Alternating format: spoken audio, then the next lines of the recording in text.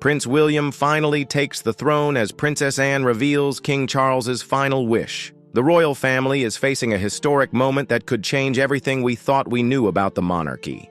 What did King Charles request in his final moments, and how will it impact the future of the royal family? Is Prince William truly ready to step into his father's shoes, or will this be a moment of uncertainty for the crown? You won't believe what Princess Anne just revealed. Stay tuned to discover the shocking truth, and don't forget to share your thoughts. Do you think William is ready? Leave a 1 if you believe he's prepared, or a 0 if you're not so sure. Remember to like, subscribe, and hit the notification bell so you won't miss any of the latest royal updates. Prince William has carried a great destiny from the moment he was born. Born on June 21, 1982 at St. Mary's Hospital in London, he is the firstborn son of Prince Charles and Princess Diana. William's arrival was not only a joy for the family, but also marked a significant turning point in the history of the British royal family. As the second in line to the throne just after his father, from the moment he was born, he carried a heavy responsibility. Although he was just a tiny baby, many could already see in him a future where he would inherit the throne and lead the country.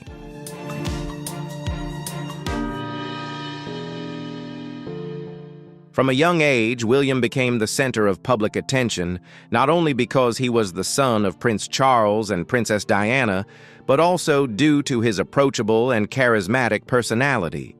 He appeared in official family portraits and attended royal events from a very young age. Despite carrying the weight of his royal duties, William remained an ordinary child, with his own interests and habits. His mother, Princess Diana, affectionately called him Wombat, and his younger brother, Prince Harry, lovingly referred to him as Willie, showing the warmth and closeness of their family bond. With a joyful heart and energetic personality, William enjoyed exploring the world around him and occasionally displayed the mischief of childhood, which made him all the more endearing in the eyes of the public.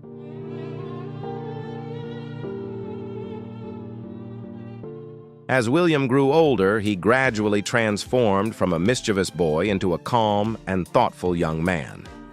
His years at boarding school saw a noticeable change in his character.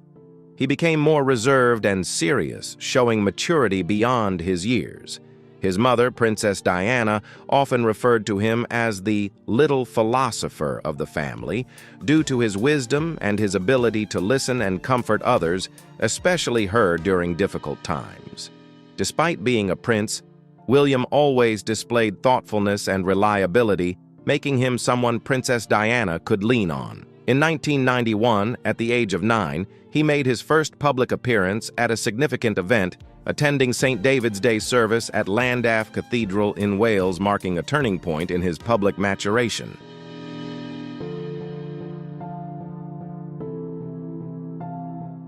He then joined his parents and younger brother on royal tours, including a trip to Canada. William learned about his royal duties and responsibilities from an early age, but life wasn't always easy for William. His parents divorced in 1996. Then just a year later, a terrible tragedy struck. Princess Diana died in a car crash in Paris on August 31, 1997. William was 15 at the time. He was staying with Prince Harry and their father, Prince Charles, at Balmoral Castle in Scotland.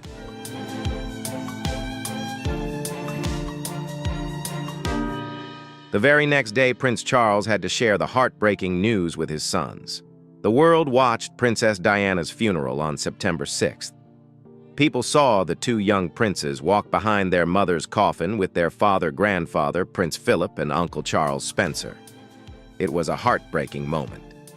William and Harry tried to keep their spirits up, but everyone could see their sadness. The memory has stayed with many people around the world. For William, it was a life-changing moment. He had to grow up quickly after losing his mother.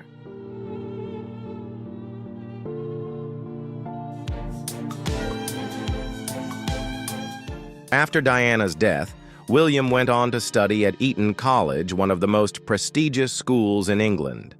This was different from what his family had done. His father and grandfather had attended Gordonstoun School in Scotland.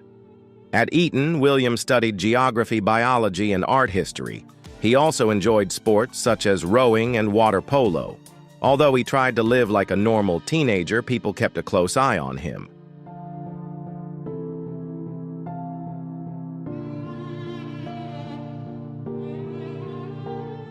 After finishing his studies at Eton, William decided to take a gap year. He traveled the world and learned many new things. He did military training, worked with charities in Chile, and visited Africa. This time helped him gain a better understanding of the world and the problems people face in their daily lives.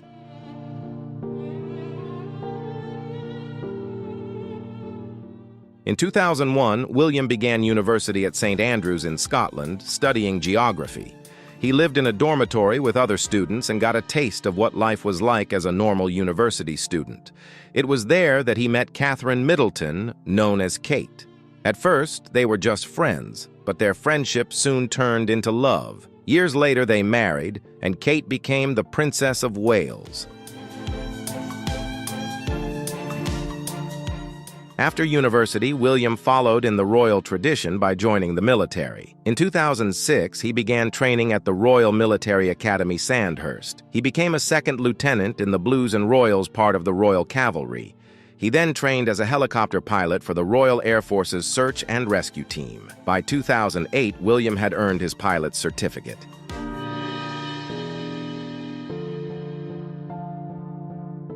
From 2009 to 2013, William was stationed at RAF Valley in Anglesey, Wales. He served as a co-pilot on Sea King helicopters and participated in over 150 rescue missions. These missions saved many lives and showed William the hardships that ordinary people go through.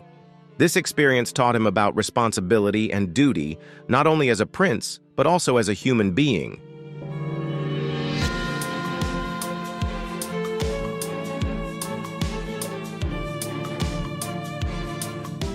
At the same time, William began to take on more royal duties at the age of 21, becoming a state councillor, a position that allowed him to carry out official duties in the Queen's absence. He also began to make major royal visits, notably to New Zealand in 2005, to honor World War II veterans. These trips helped him build close relationships with Commonwealth countries, where he was always warmly welcomed.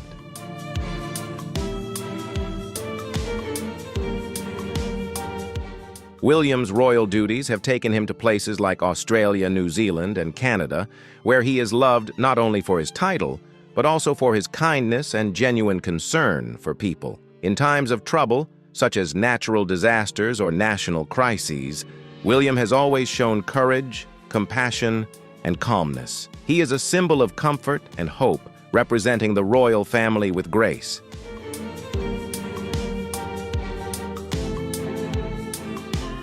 Even while serving in the military, William did not abandon his royal duties. In 2010, he served as a co-pilot on a rescue mission near Liverpool. A year later, in 2012, he helped rescue sailors from a cargo ship in distress in the Irish Sea, a dangerous but rewarding task. These experiences helped William mature and prepare him for his future leadership role.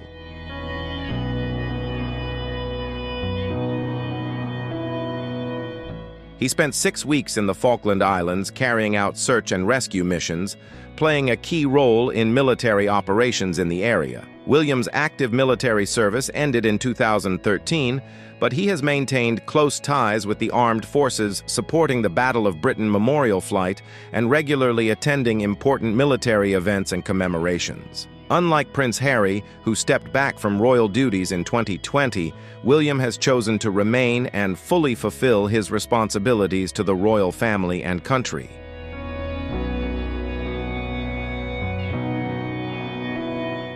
Along with Princess Catherine, William has taken on more work as the Queen has aged, becoming a much-loved couple. Together, they have focused on raising awareness of mental health, protecting children's rights, and caring for the environment, issues that are vital to modern society. Their dedication and compassion have been widely praised, demonstrating strong leadership and deep responsibility.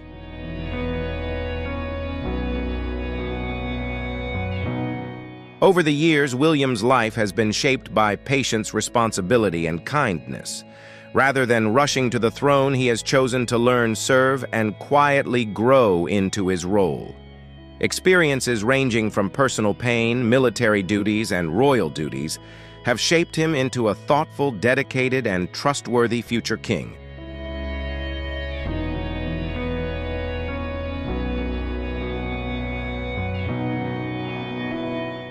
Prince William has been busy with royal duties, attending events, and carrying great hopes on his shoulders since birth. Everyone knew he would one day be king. His life has been filled with happy and sad moments, but everything changed dramatically when a lovely young girl named Catherine Middleton, affectionately known as Kate, entered his life at a very important time.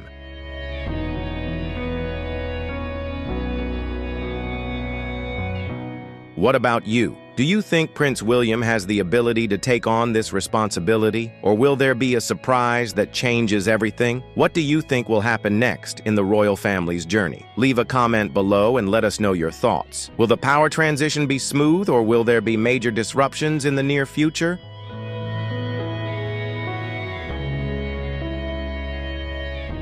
As William grew up and began to discover himself, Kate came into his life. They first met while students at the University of St. Andrews in Scotland.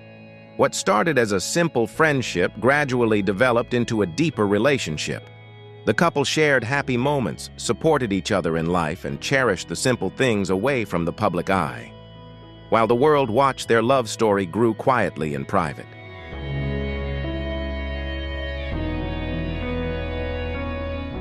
After a long period of dating with many joys and challenges, William proposed to Kate. This moment was highly anticipated and became one of the most beautiful events. Their wedding took place on April 29, 2011, at the magnificent Westminster Abbey in London, attracting attention from all over the world as they exchanged their lifelong vows.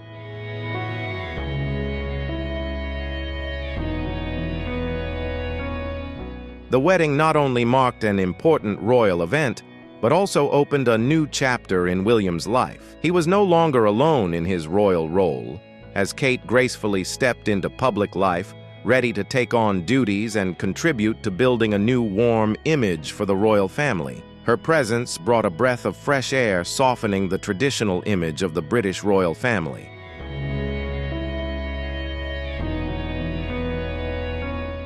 After getting married, Kate quickly adapted and lived her new role to the fullest. She always accompanied William to events, actively supported charities, and met people from all walks of life. Her special point was the ability to make people feel appreciated and truly cared for by listening sincerely, always smiling and showing warmth in every action.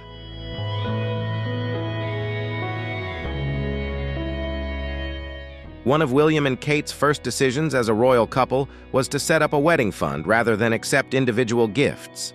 They asked people to donate to worthy causes such as children, the elderly, military families, animals, and those struggling with health issues. In doing so, the couple made it clear that they wanted to use their positions to make a positive difference and help build a stronger community.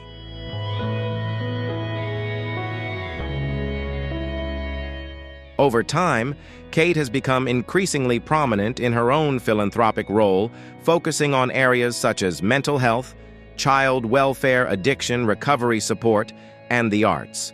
It has become known as the Kate Effect. Whatever she endorses or wears quickly attracts public and media attention, helping to raise awareness and momentum for important social issues. Kate's subtle yet powerful influence has made her an icon not only for fashion, but also for philanthropy and community service.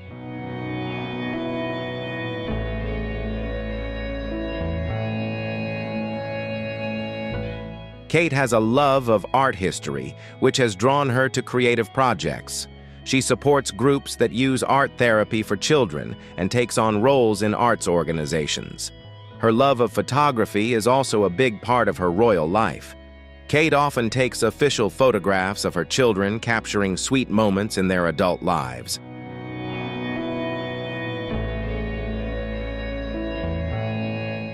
William and Kate made a great team in the early years of their marriage.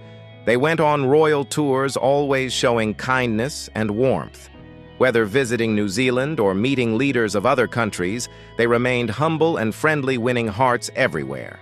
Shortly after their wedding, they went to Canada on one of their first major trips together. Huge crowds turned out to see them. People loved Kate's natural grace and William's gentle demeanor, which was reminiscent of Princess Diana.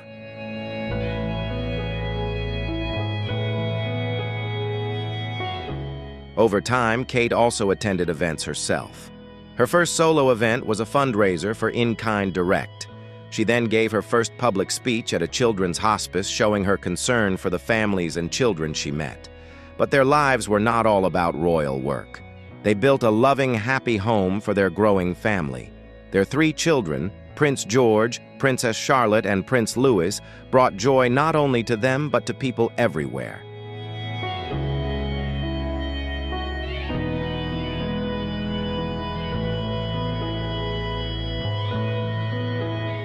Kate has been praised for being a caring mother who always makes time for her children, balancing royal duties with a simple, caring approach to raising her children. Kate's work has grown as she supports causes in sports photography, mental health, and child welfare.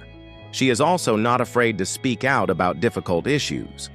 By leading projects such as Action Against Addiction and mental health programs, she has encouraged people to talk openly about their struggles.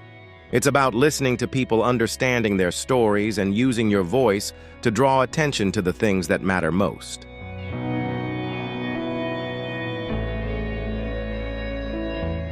Even as the pandemic raged in 2020, William and Kate continued to find new ways to connect and support their communities. They embarked on a 3-day train journey across England, Scotland, and Wales to pay their heartfelt thanks to frontline healthcare workers. While the trip was controversial and drew some criticism, it was a clear demonstration of their gratitude and genuine concern for those fighting the pandemic.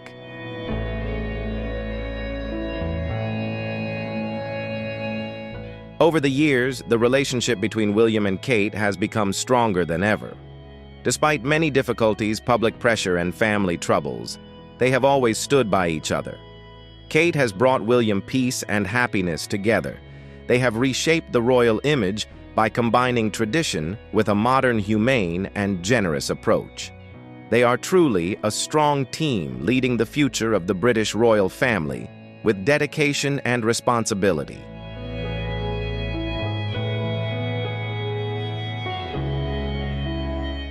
In 2013, the birth of Prince George brought joy not only to Prince William and Catherine, but to the entire nation.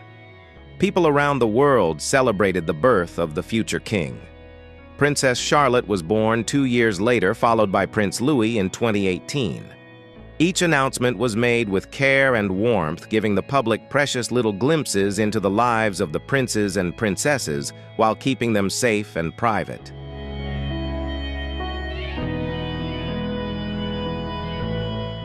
William and Catherine have decided to raise their children in a peaceful environment away from the constant attention of the cameras and media. They first chose to live on the peaceful island of Anglesey, then moved to Norfolk to build a life that blends royal tradition with a modern, simple style. They wanted their children to have a peaceful, loving childhood away from the hustle and bustle of London.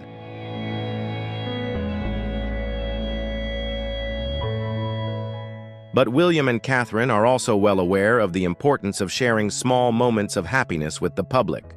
By releasing family photos on special occasions like birthdays and Christmas, they give people an intimate glimpse into their private lives where royal titles mingle with bedtime stories and simple but meaningful outdoor games.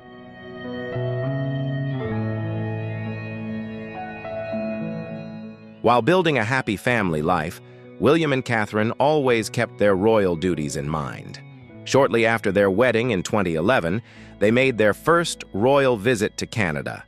Their kind, friendly nature made them very popular with everyone they met. Whether planting trees or playing street hockey, they joined in with laughter and smiles, showing a down-to-earth side of royalty that touched people's hearts.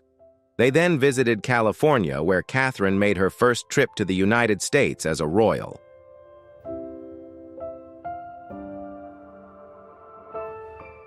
In 2012, William and Catherine undertook an extensive tour of Asia and the Pacific to celebrate Queen Elizabeth II's Diamond Jubilee.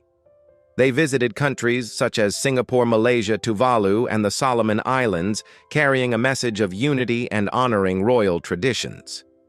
Notably, Catherine gave her first overseas speech at a children's hospice in Malaysia, demonstrating her sincerity and deep concern for the less fortunate.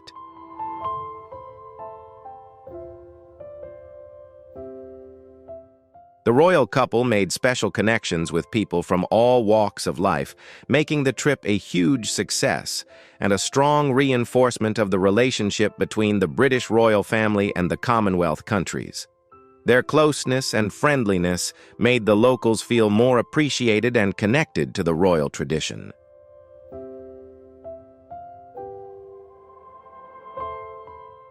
In 2014, William and Catherine continued their tour of Australia and New Zealand, this time bringing Prince George along, the little prince's first official trip. George quickly captured hearts with his innocent moments, hugging toys and playing at children's events. The visit was considered a perfect combination of important meetings and fun moments, and was hailed by local media as one of the most memorable royal visits to the region. Over time, Catherine became more and more involved in royal duties. She regularly appeared at state events, official ceremonies, and charity gatherings. People loved her not only for her beauty and kindness, but also for her simplicity and approachability. Although she was the Duchess of Cambridge, she was still someone that ordinary people could relate to because of her humble background.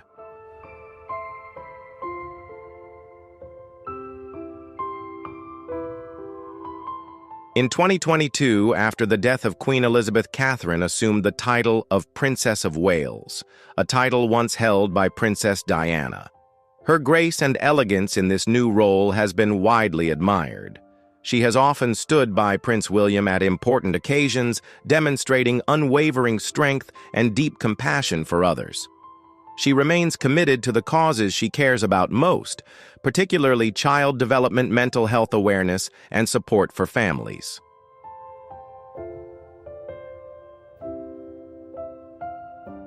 William and Catherine have built a strong, united image. In 2016, they teamed up with Prince Harry to launch the Heads Together campaign, which aims to end the silence and stigma surrounding mental health issues. William has been open about his own emotional challenges, including grief after the death of his mother and the stress of working as an air ambulance pilot. This is rare for a royal, and people from all walks of life have appreciated it.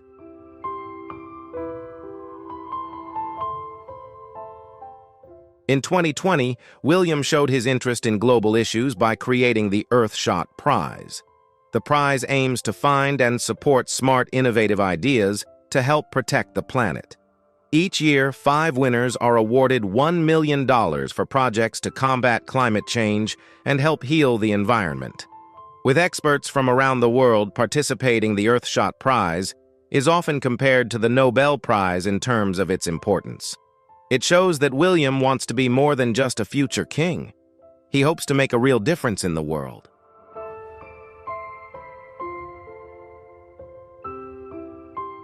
William's calm, steady leadership style has won him the trust of the public. In a survey conducted in March 2023, 74% of respondents said they viewed him positively, making him the most popular member of the royal family, even ahead of King Charles. People admire his calm nature, hard work, and dislike of unnecessary trouble. His honesty, kindness, and dedication to important causes have earned him respect and love.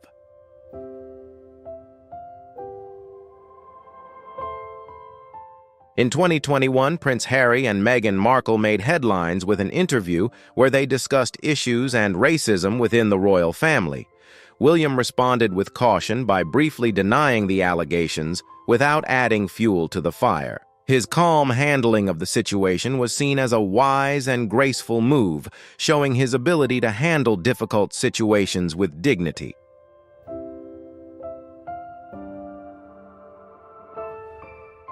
In early 2023, concerns about King Charles's health began to grow, forcing William to take on more responsibilities. He began attending more public events, presenting awards, and representing the royal family on international trips. When the king was treated for a minor illness in February, William immediately took over managing royal duties, charity visits, and important meetings. He was clearly ready for a bigger role.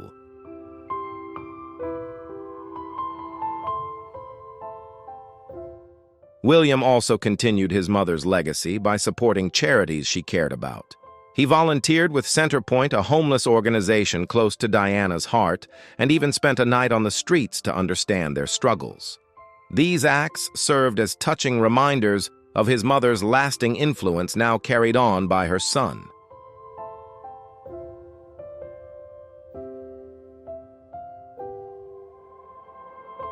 William and Catherine have also found a way to balance the modern world of social media. Their Instagram account shares short videos, personal photos, and glimpses of their charity work. These updates feel genuine and warm while still respecting royal tradition. By embracing this new way of connecting, they have reached out to younger generations without losing the dignity of their royal roles.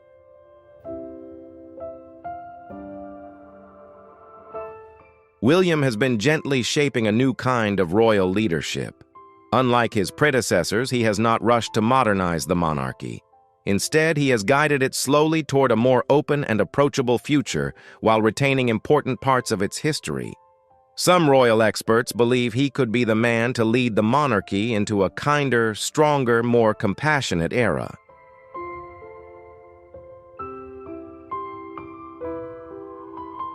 The big question that remains unanswered is, when will Prince William officially ascend the throne, and how will that process take place? This is something that many people around the world are very interested and curious about. Could William become king sooner than expected? The answer remains to be seen, but recent developments have increased attention to this issue.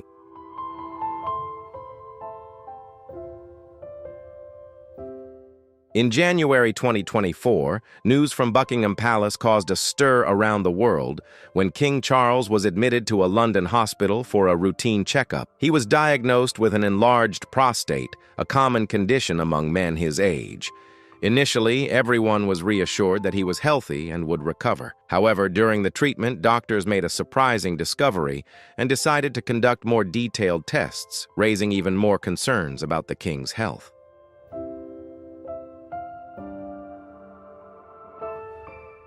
Soon after, the palace shocked everyone by announcing that King Charles had cancer.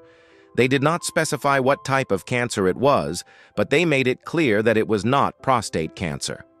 The king immediately began treatment, going to the hospital every week to fight the disease. Although things were difficult, King Charles tried his best to stay active while receiving outpatient treatment. He continued to carry out his important royal duties. Some of his public events were canceled, but he continued to work behind the scenes.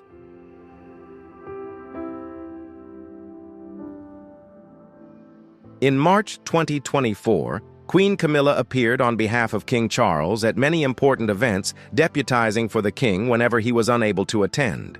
Her appearances helped maintain a stable image and a royal presence in the public eye during this difficult time.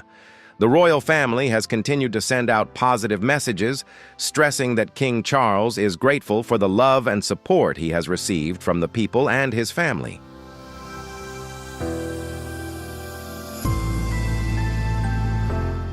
In March 2024, King Charles made his first public appearance since his illness attending Easter service at St. George's Chapel at Windsor Castle. This event gave the public great hope that the king's health was improving. In April 2024, the palace announced that King Charles's health was improving and that he would gradually return to royal duties, albeit on a lighter schedule.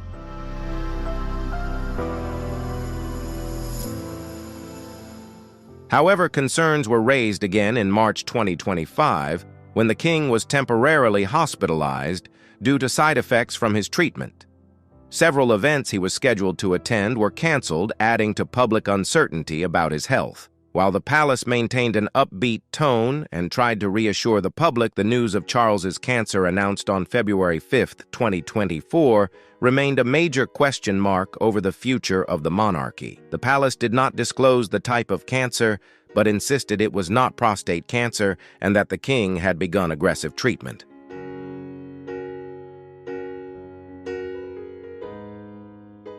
Despite his long-standing health problems, King Charles has shown an admirable sense of responsibility in continuing to assume his role as head of state. He regularly attends government meetings, signs important documents, and takes a leading role in key decisions for the country. Each appearance, however brief, is carefully staged, demonstrating his efforts to maintain the stability of the monarchy despite his illness.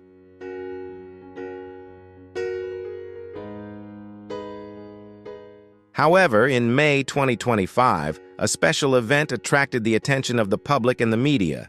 King Charles made a brief visit to Canada. During the trip, he addressed the Canadian Parliament and met with the country's top leaders. While the public was happy to see him again, many noted that the visit was very short, and all activities were organized quickly in contrast to the open long-term contact style of previous years. This raised concerns that the king's health condition may be more serious than the palace announced.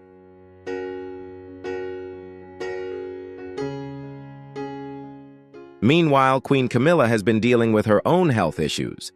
During a tour of Australia and Samoa in October 2024, she began to feel unwell and was diagnosed with pneumonia in November. As a result, many events she was scheduled to attend had to be canceled. Although she has gradually recovered, the illness has left her feeling tired for months, limiting her ability to return to regular royal duties.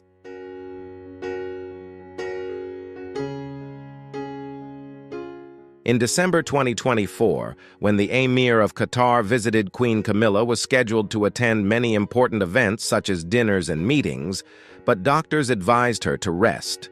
Most of her activities were canceled, raising concerns about the future of the royal family, especially as King Charles has become less and less visible in public. The health of both has raised many questions about the upcoming transition of power.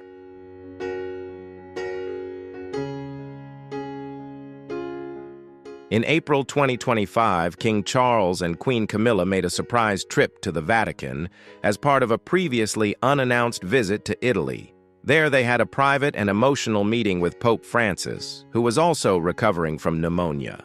The visit coincided with the 20th wedding anniversary of the King and Queen, and it was filled with many layers of meaning, from the deeply personal to the spiritual and historical symbolism.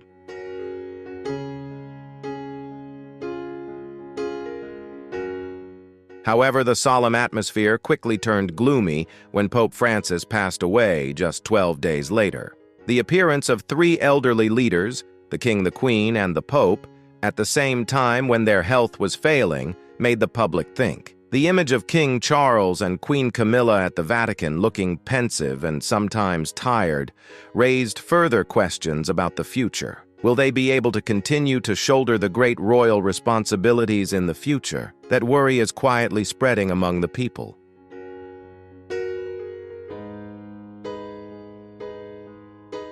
Although the palace has never officially said anything about the king's abdication, experts and royal historians have begun to talk about the possibility that Prince William will ascend the throne sooner than expected.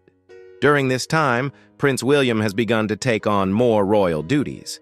In 2024 and 2025, he attended more public events than he had before. He met with important leaders, represented the royal family at special gatherings, and stood by his father during difficult times.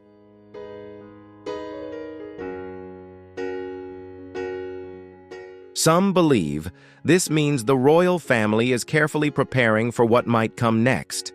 There has been no official announcement of King Charles stepping down, but it is clear that Prince William is being entrusted with greater responsibilities. He has handled difficult situations with grace and calm.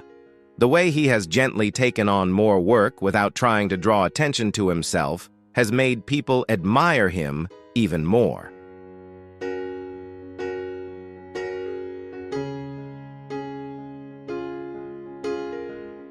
In the long and solemn history of the British monarchy, abdication is extremely rare and always carries serious implications. Although it is not a common occurrence, each time it has left a deep mark on the people and on the history books. 1936 was a prominent example when King Edward VIII suddenly abdicated the throne to marry Wallis Simpson, a divorced American woman with whom he was deeply in love.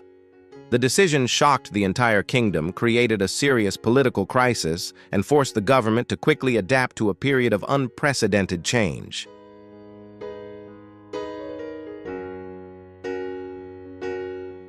Buckingham Palace has not given any hint that King Charles is thinking about abdicating. Palace officials have made it very clear that he remains fully committed to his work as king. Even while undergoing cancer treatment, King Charles has continued to handle his daily responsibilities, reading government documents, holding important private meetings, and quietly handling the affairs of the kingdom. Those close to the king say he believes it is his duty to serve as monarch for the rest of his life, and unless his health takes a turn for the worse, they believe it is highly unlikely that he will step down.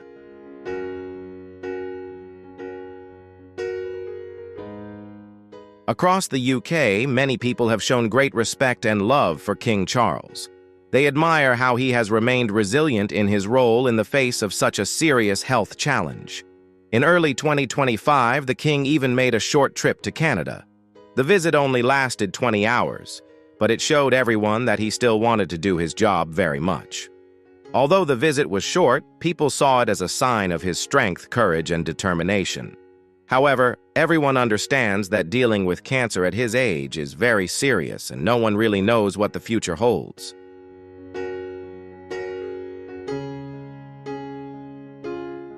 If the time comes when King Charles can no longer fulfill his duties, Prince William will be the next in line for the throne. Many believe that Prince William has quietly been preparing for this possibility. Over the past 2 years, he has taken on more and more public responsibilities. He has attended key events, met with world leaders, and proudly represented the monarchy in significant moments. The way he handles these duties with calmness and steadiness has led many to believe that he is ready for whatever may come next.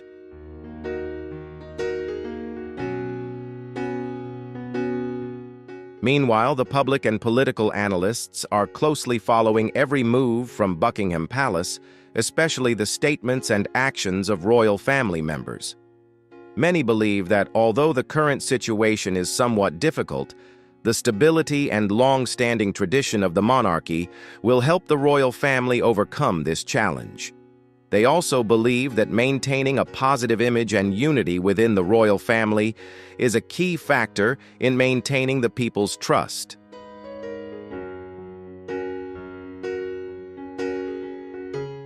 In addition, royal experts also mentioned the importance of modernizing the monarchy to suit the new era. The image of Prince William and Princess Catherine, showing a friendly and approachable image, has contributed to renewing the royal image in the eyes of the public.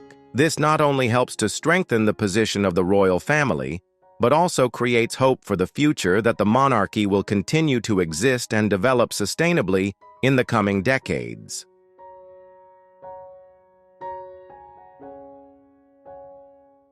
Thank you for watching the video. What's happening in the royal family is sure to continue being a topic of much debate and attention. We've witnessed some important turning points, and perhaps this story is just beginning. Whether you stand with William or Harry, the changes in the future of the monarchy are inevitable. If you want to stay updated with the latest developments, don't forget to like, subscribe, and hit the notification bell to keep up with all the fascinating royal stories. Leave a comment to share your thoughts. Every opinion matters. Thank you, and see you in the next video.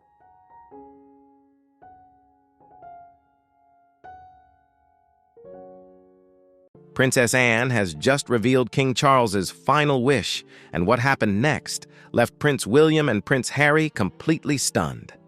This wasn't just a regular royal announcement. It was a turning point that took place behind closed doors at Windsor Castle. In a room filled with tension, Anne stood up and delivered an unexpected message that could shake the very foundation of the royal family. What exactly did King Charles request, and why did it leave his 2 sons so deeply shocked?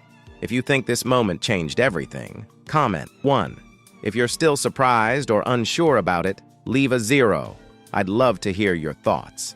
Now enjoy the video, and if you love these royal stories filled with mystery and emotion, don't forget to subscribe to support the channel.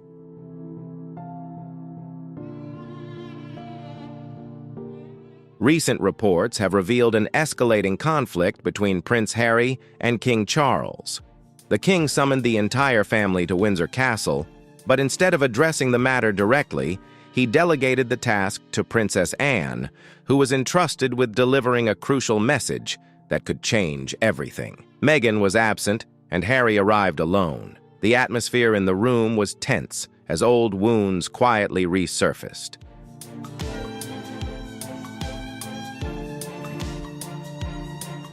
Princess Anne stood up, calm yet resolute, and revealed the king's final wish, something none of them had been emotionally prepared for. What followed wasn't just a shock, it was an emotional collapse. William stood frozen, stunned by the sudden weight now placed on his shoulders. As for Harry, already estranged from the family, he felt every possible exit slowly closing in on him. Voices grew sharp, tension filled the room, and at that moment an undeniable truth emerged. Everything was about to change forever.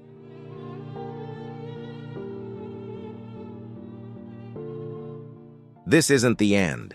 It's the beginning of an unexpected turning point, elevating the conflict to a new level. As Princess Anne rose, tension permeated the room. Those who had previously criticized the royal family would be silenced by this moment. There was no ceremony, no embellishment, just a chilling truth that shook long-standing traditions. Anne, as the only person King Charles trusted, spoke not merely as a princess, but as the one tasked with delivering a message that could permanently reshape the future of the royal family. That moment wasn't just a transfer of power, it was a monumental test for every family member. With each word spoken, long-hidden fears and conflicts surged. And no matter how anyone reacted, one thing was certain: this change was irreversible. There was no going back for anyone.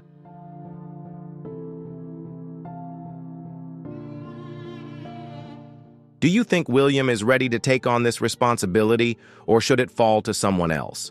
Share your thoughts in the comments. I'm really curious to know who you think should take the lead in this sensitive time. And what about Harry? After everything that has happened between him and the family, do you think he still has a chance to come back, or are all doors truly closed? Comment, still a chance, if you believe in reconciliation, or hopeless if you think it's too late for that.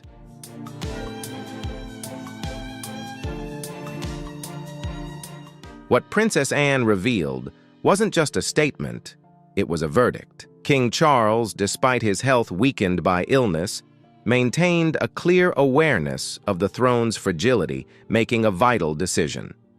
His choice didn't stem from emotion or favoritism, but from a deep understanding of the challenges the monarchy had faced for decades: divorces, scandals, and serious accusations. He knew that for the dynasty to survive, the next step wasn't merely about maintaining peace. It required a clear vision and strategy to overcome difficulties and restore the royal family's prestige.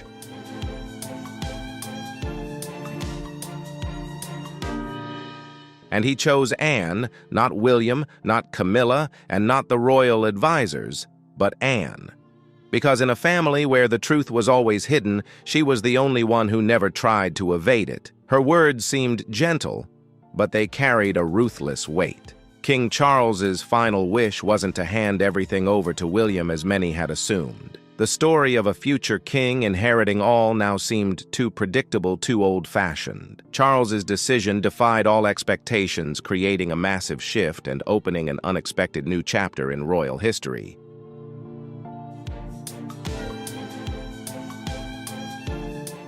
Instead, the king outlined a strategic plan, a division of influence, roles, and responsibilities that transcended all ties of blood and title.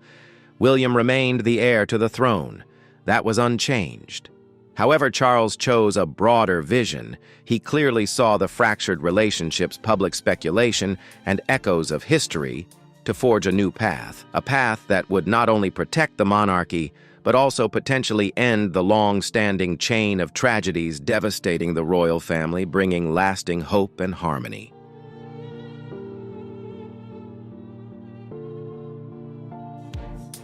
For Harry, this decision was a profound shock. It didn't erase him, but it also didn't restore his former status. He was placed in a position unprecedented in royal history, acknowledged yet always out of reach. Succession was now not just about assets, but about influence and standing about who would be remembered as the future of the monarchy and who would become a discordant, faded footnote in the flow of history.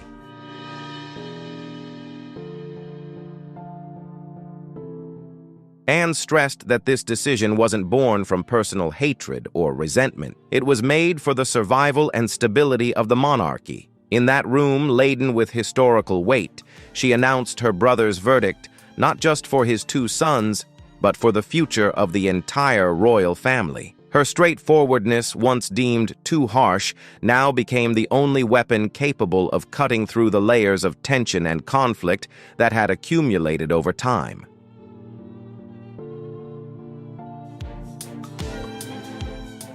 As the initial shock subsided, fear surged. If Charles had made such a decision discreet yet symbolic, something far greater must have compelled him. Behind the king's bold choice lay a deeper story rooted in historical events and unhealed wounds.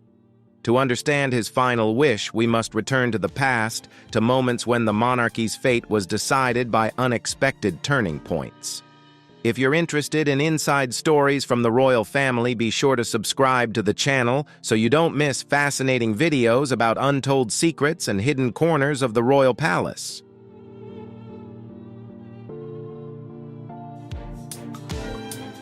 Charles's path to the throne was never a given, but rather the result of silent sacrifices, challenging scandals, and the heavy duty he always bore without complaint. Everything began with a decision that shook the monarchy nearly a century ago when Edward VIII abdicated for love. This decision wasn't just a personal turning point, it created a domino effect completely altering the fate and form of the British royal family, opening up paths no one could have predicted.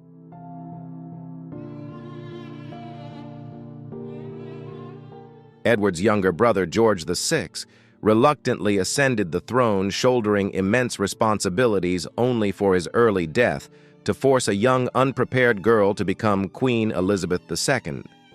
She went on to have the longest reign in British history and became a symbol of stability, a steadfast role model for subsequent royal generations, including her son, Charles. From a young age, Charles witnessed his mother bear that monumental burden, and he also felt the loneliness, sacrifice, and silent pain that responsibility brought. For him, destiny wasn't a romantic tale or a myth, but a harsh, cold, and challenging reality.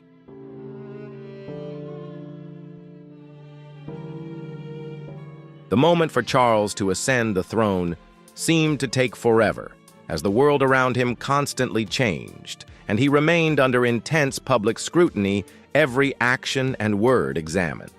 But finally, that moment arrived against a backdrop of a fractured monarchy, a divided family, and eroding public trust. When Queen Elizabeth II passed away in 2022, Charles not only lost his beloved mother, but also the last symbol of stability within the royal family. Immediately after his ascension, he faced a cancer diagnosis, making time, which he had always considered an invaluable asset, limited and filled with anxiety. He was no longer a prince with an open future, but a king burdened with historical responsibility, needing to act swiftly and skillfully to avoid repeating the chaos of the past.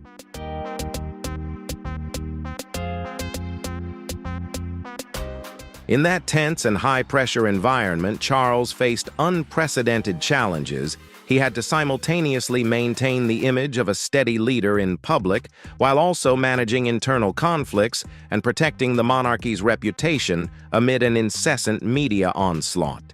He clearly understood that the throne wasn't just a symbol of power, but also a heavy burden of responsibility, demanding innovation and adaptability to ensure the monarchy's survival in the 21st century. Charles was forced to find a balance between preserving tradition and embracing modernity, between royal solemnity and public accessibility, aiming to forge a royal image that was not only respected but also approachable, beloved, and understood in this new era.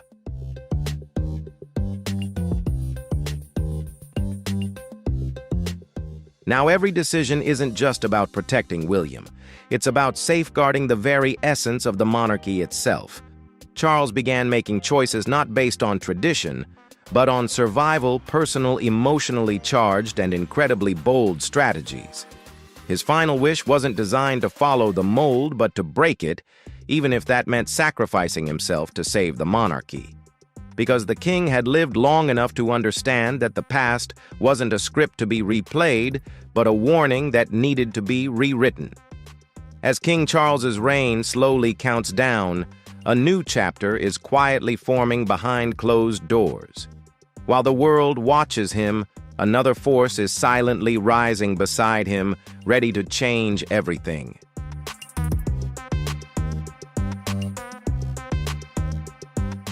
In the twilight of a king's final years, a new foundation is quietly, deliberately, and irreversibly being laid.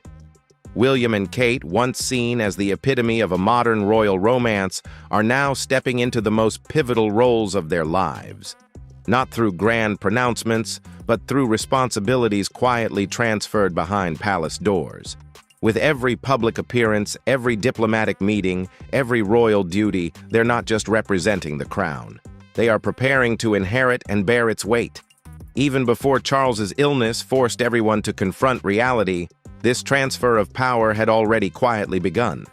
Especially Kate, who has gradually moved into the very center of royal life. Not because she was asked to, but because the monarchy needed her to step up.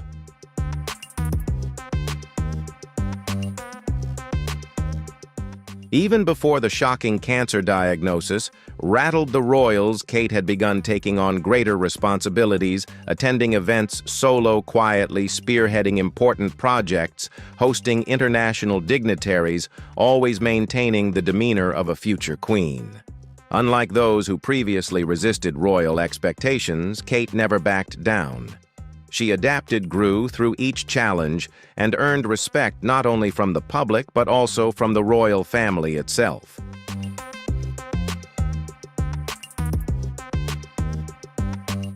Behind the scenes, Operation Menai Bridge, the code name for King Charles's succession plan, has been in motion for a long time. This plan meticulously outlines every step the royal family will take the moment Charles passes away or abdicates, from informing the Prime Minister and lowering flags to transferring the king's body to Westminster Abbey. Every detail is carefully rehearsed like a precise dance, preparing for a perfect and seamless transfer of power.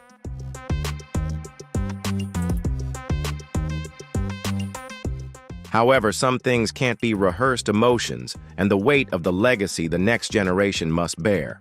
For William and Kate, that moment is no longer distant. It's drawing closer every day. What the public sees is perfection, but behind that surface are immense sacrifices. Kate's world may have shrunk in terms of personal space, but it has expanded in stature. Although her schedule revolves around royal duties, her heart remains with her children.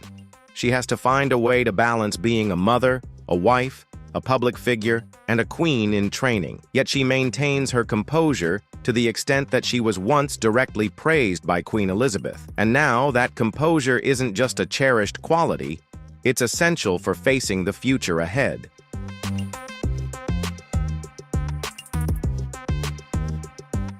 When the inevitable happens, when Charles no longer holds the throne, public attention won't just converge on William, but on Kate as well.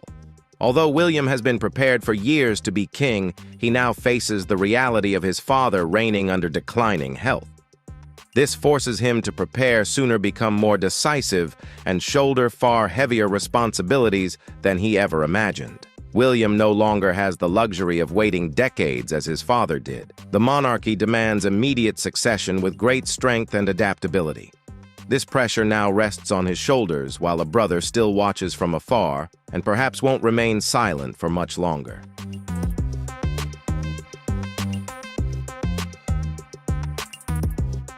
Prince Harry, despite living thousands of miles away in another country, couldn't avoid being pulled back into the heart of the royal family's upheavals, especially after the king's crucial final decisions. For years, Harry had tried to build a private life, seeking personal freedom separate from the spotlight of the throne he was born into. He chose to live authentically and find peace rather than remain tied to the titles and lavish life that royalty offered.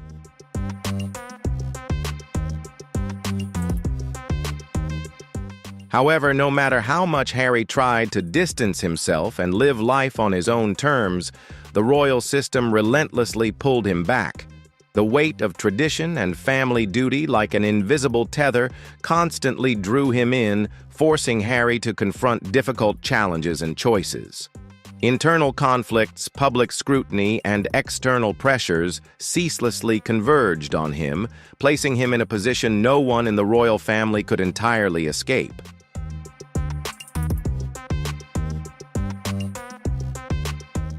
Even so, Harry has held firm to his own resolve, and will striving to find a balance between family affection and personal freedom between past and future. His story is a vivid testament to the ongoing conflicts within a modern royal family, where personal liberty sometimes comes at the cost of heavy responsibility and duty. Harry isn't just a member of the royal family, he's also a symbol of the struggle between tradition and change, between public scrutiny and a challenging private life.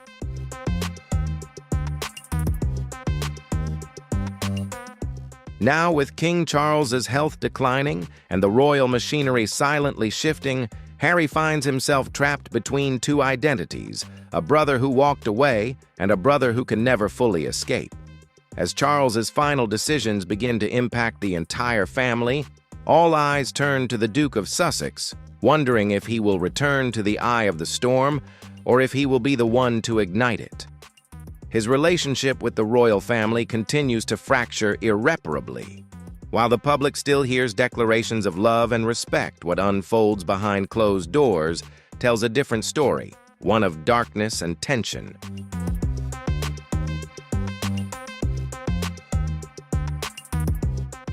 Prince Harry and Prince William haven't truly spoken for years, with wounds unhealed since Meghan joined the family, the dramatic royal exit, and the explosive Oprah interview. These conflicts have never mended, and Harry's memoir Spare, with its deep and unforgiving criticisms, made reconciliation almost impossible. However, few know that Spare isn't the whole story. A source close to Harry reveals that a second manuscript exists longer and containing many previously unreleased revelations. This draft remains under wraps, much like Harry himself, awaiting the opportune moment to bring it to light.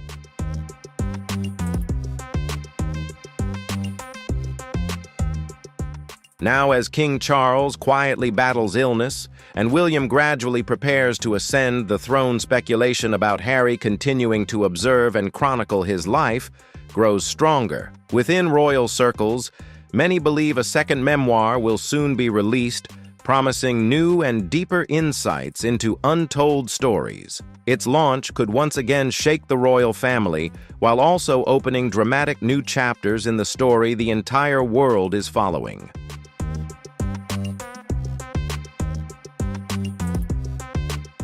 This time the book will be released after Charles's death, and unlike Spare, it won't be overshadowed by grief. Instead, it will be sharp, uninhibited, and potentially lead to irreversible consequences. However, Harry remains hesitant, hoping for a chance at reconciliation, but if that doesn't materialize, could he ever return to royal life under William's reign? This is the question echoing within the royal family, and one that no one can answer right now.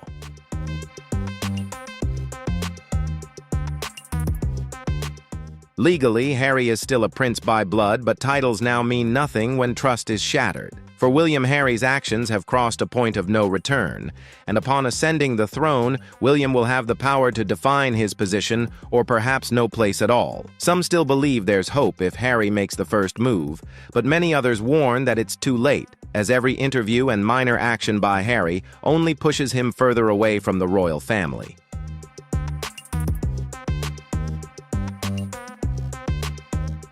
The big question is whether Harry will return or burn the final bridge. The answer doesn't just depend on Harry's wishes, but on William's judgment. The next chapter of the monarchy is no longer being written based on Charles's compassion, but is slowly being shaped in William's shadow, the one preparing to step into true leadership. According to inside sources, William's first move might be to fully strip Harry and Meghan of their HRH titles, with no half-measures ambiguity or leniency.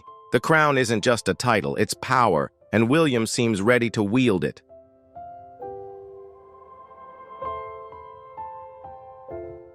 As the Prince of Wales, William undertakes a range of crucial diplomatic and royal duties. His responsibilities include traveling globally as a representative of the royal family, attending formal events on behalf of the Queen, and engaging in charitable work to support communities. He also participates in ceremonial and symbolic royal activities, from hosting elaborate banquets to representing the British government in other nations. With each assignment, William demonstrates himself not only as an active royal, but also as a dedicated individual always ready to contribute to the monarchy's development and prosperity.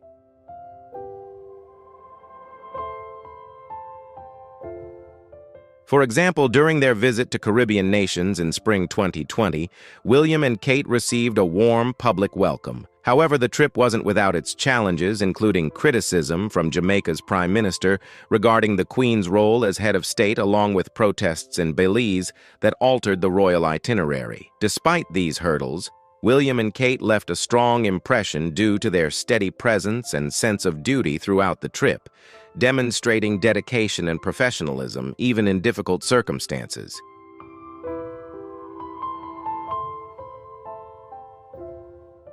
On May 6, 2023, William participated in King Charles's coronation, where he knelt and pledged allegiance to his father. Should King Charles become unable to perform his duties, William as heir would assume the role of regent. While he wouldn't have the power to alter the line of succession, the regency would allow William to carry out most of the monarch's responsibilities, including diplomatic obligations and crucial decisions concerning the nation and the royal family.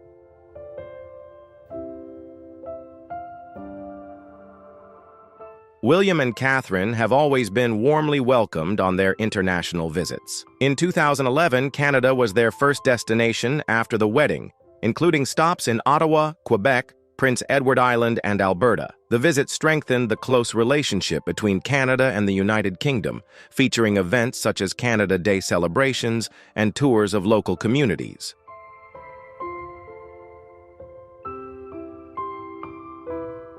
In 2012, they embarked on a tour of Southeast Asia and the South Pacific to mark the 60th anniversary of Queen Elizabeth II's reign, visiting Singapore, Malaysia, the Solomon Islands, and Tuvalu. This trip not only aimed to strengthen diplomatic relations, but also served as an opportunity to explore significant cultural sites, meet with local leaders, and participate in the unique traditional ceremonies of each country. Through this journey, the close ties between the United Kingdom and the countries in the region were highlighted, while also promoting cooperation and mutual understanding across various areas.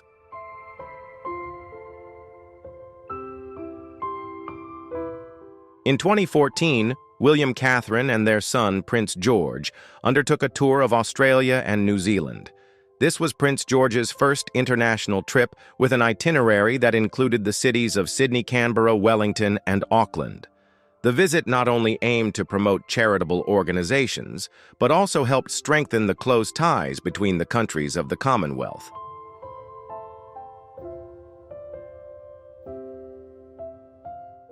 In 2016, the couple visited India and Bhutan, with notable stops at Kaziranga National Park and the capital city Delhi. During the trip, they met with senior leaders, introduced important conservation initiatives, and participated in traditional festivals celebrating India's rich cultural heritage. In Bhutan, they had a warm meeting with the Bhutanese royal family, strengthening diplomatic ties between the two countries.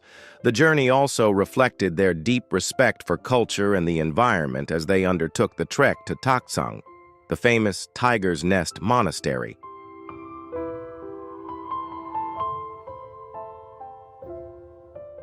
In an effort to strengthen diplomatic relations in the post-Brexit context, William and Catherine undertook a visit to Germany and Poland in 2017.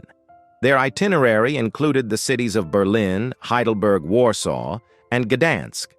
At each stop, they actively participated in distinctive cultural events, visited important historical sites, and met with government leaders to foster greater cooperation and mutual understanding between the countries.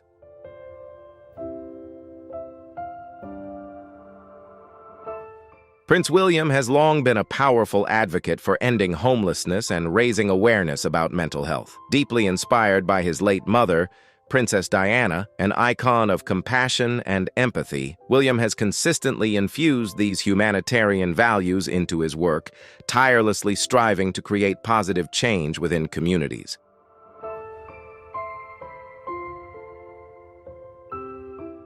The Royal Foundation, established by Prince William and Prince Harry in 2009, stands as a clear testament to William's strong commitment to supporting those facing challenges with mental health and homelessness.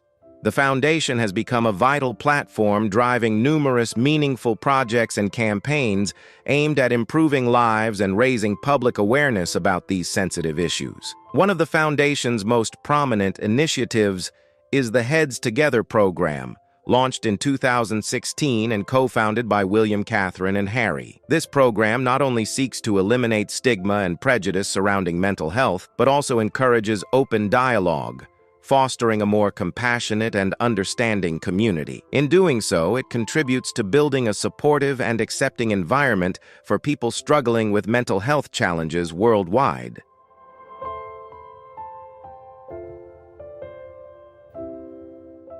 Prince William is also keenly aware of the importance of mental health in the workplace and has supported initiatives aimed at improving the emotional well-being of employees. Alongside Catherine and Harry, he helped establish the Shout service in 2019, the UK's first 24/7 crisis text line. Shout provides free and confidential support to anyone in need, becoming a lifeline for those who may feel uncomfortable seeking help through traditional channels.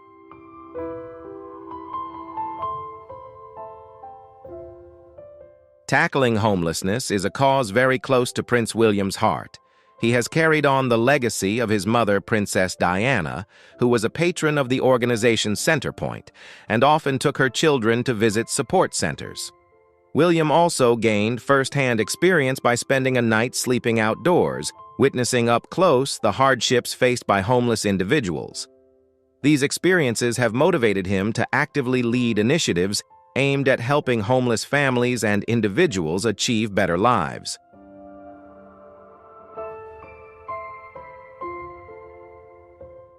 Centrepoint is a non-profit organization in the UK that supports homeless youth in finding housing, education, and employment. In 2005, Prince William followed in his mother's footsteps by becoming a patron of Centrepoint, demonstrating his commitment to the organization's mission. Additionally, he has contributed to The Passage, a London-based charity that assists homeless people in the city. William and his mother made their first visit to The Passage in 1993. He supports these organizations through financial donations, raising awareness, and participating in charitable programs that provide housing, food, and essential supplies to those experiencing homelessness.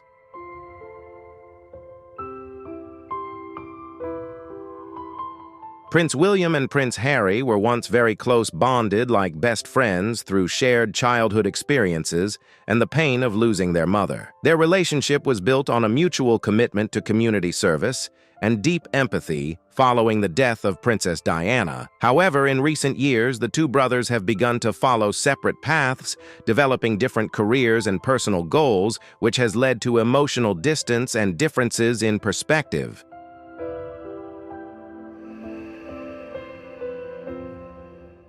After the wedding of Prince William and Duchess Kate, the royal staff and their teams continued to coordinate managing schedules and communications. However, the relationship between the two brothers began to change after Prince Harry married Meghan Markle in 2018. In January 2020, Prince Harry and Meghan Markle, senior members of the royal family, announced their plan to step back from royal duties. They decided to reside in California, pursue financial independence, and live a more private life. This decision, often referred to as the Megxit, became a significant milestone in the history of the British royal family.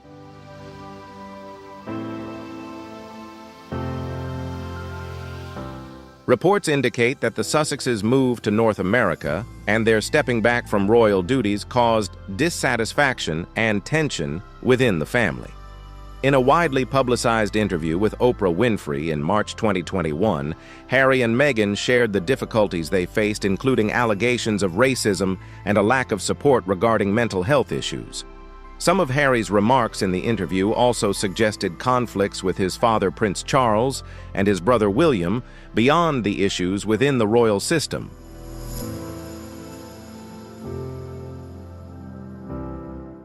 However, since the controversial interview, Prince William has shown restraint by refraining from publicly discussing his relationship with his younger brother. At significant events, such as their father's coronation in 2023, William did not mention Harry in public, clearly maintaining a distance in the media. According to reliable royal sources, William still harbors deep frustration and disappointment toward Harry for his decision to leave the royal family and for making their personal disagreements public. This has greatly diminished the chances for the brothers to reconcile and rebuild their relationship, making an already complex bond even more fragile and uncertain in the near future.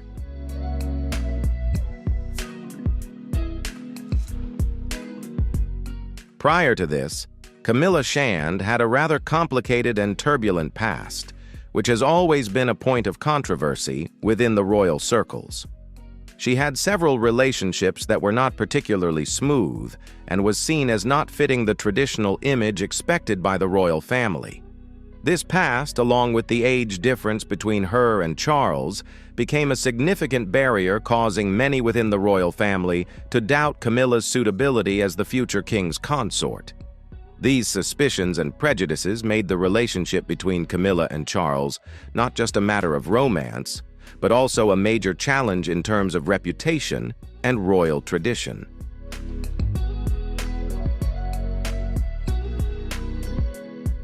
The relationship between a spouse and their partner's ex is inherently delicate, becoming even more complicated when that ex is a well-known and influential figure within the royal family, such as Princess Anne.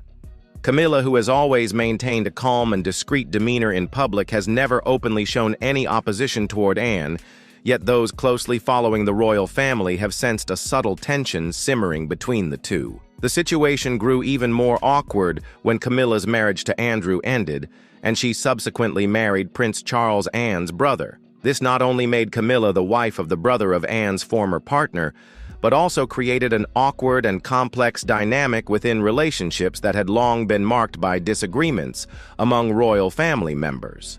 Camilla's emergence as Charles's wife further stirred uncomfortable emotions and significant challenges, intensifying the already tense atmosphere within the family like never before.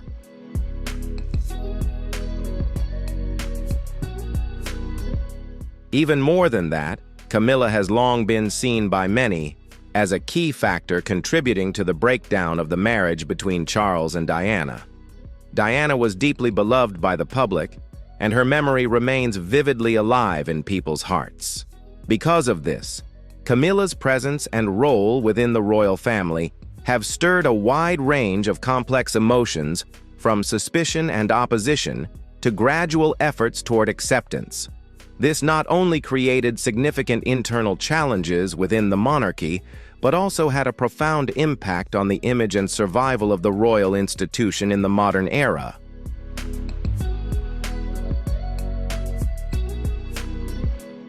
Princess Anne is widely known for her steadfast loyalty and deep commitment to the traditional values of the royal family. She is someone who finds it difficult to accept changes or individuals entering the royal household under complicated circumstances, especially when such developments seem to threaten the stability of the long-held principles she cherishes. Having dedicated her entire life to strict discipline and absolute devotion to her royal duties, Anne views Camilla's presence in the royal family not merely as that of an ordinary individual, but as a symbol of the profound changes unfolding within the monarchy. To her, Camilla represents a challenging shift as the institution gradually moves away from rigid traditional frameworks, ushering in a new era that is both uncertain and controversial. The tension between loyalty to tradition and the inevitability of change has caused Anne to grapple with complex emotions while raising significant questions about the future of the monarchy in the modern age.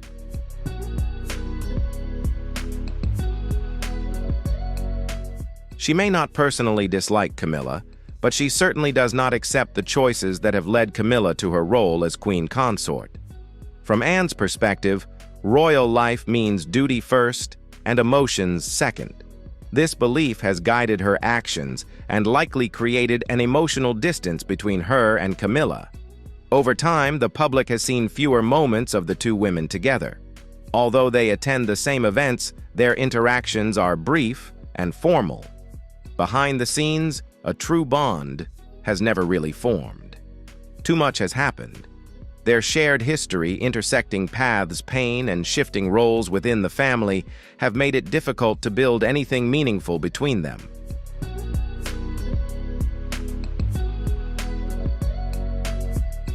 Anne has always demonstrated quiet strength and steadfastness in every royal duty she undertakes.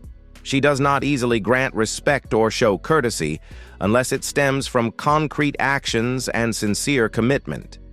For Anne, titles or family ties only truly hold meaning when accompanied by loyalty and relentless effort. It is this serious and determined attitude that has made her a solid pillar, respected and trusted by both the family and the public, serving as a symbol of dedication and responsibility in preserving the traditions and reputation of the monarchy.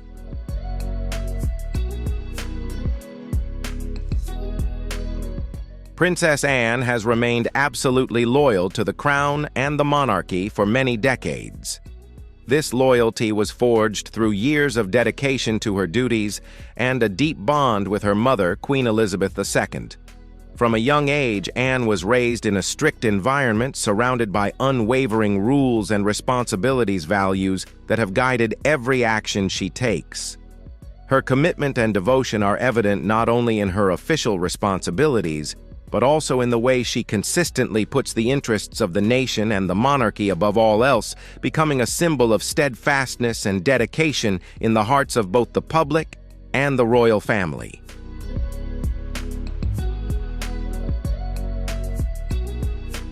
When Prince Charles began moving closer to making Camilla his wife, Anne went through an intense inner struggle to accept this difficult reality.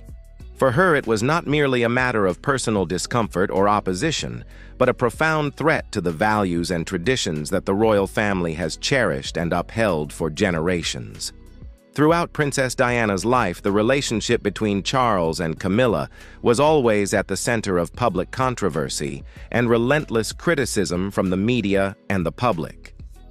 Anne believes that the damage to the royal family's image and reputation caused by this situation during those years has left a deep and lasting mark on the minds of both the public and family members, significantly affecting the prestige and stability of the monarchy.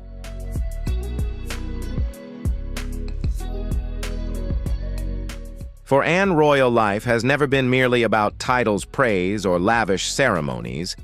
It is a responsibility to serve the people with grace, resilience, and a quiet but unwavering determination. In her eyes, Camilla has yet to truly prove that she possesses the qualities necessary to fulfill that role. She lacks the essential traits and values strict discipline, the ability to overcome challenges, and a deep sense of duty to the community. Over time, things have grown more complicated as the monarchy entered a new phase, and Camilla's position has changed significantly. Now, as queen consort, Camilla is no longer a peripheral figure, but has become an important partner standing beside the king, representing the royal family to the world.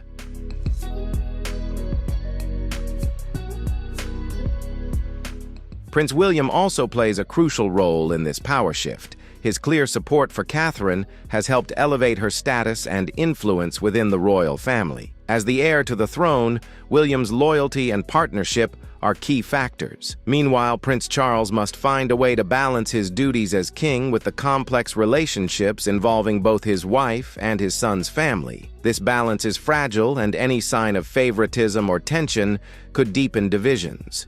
In this quiet yet very real competition for attention, approval, and influence, both women must navigate carefully and tactfully.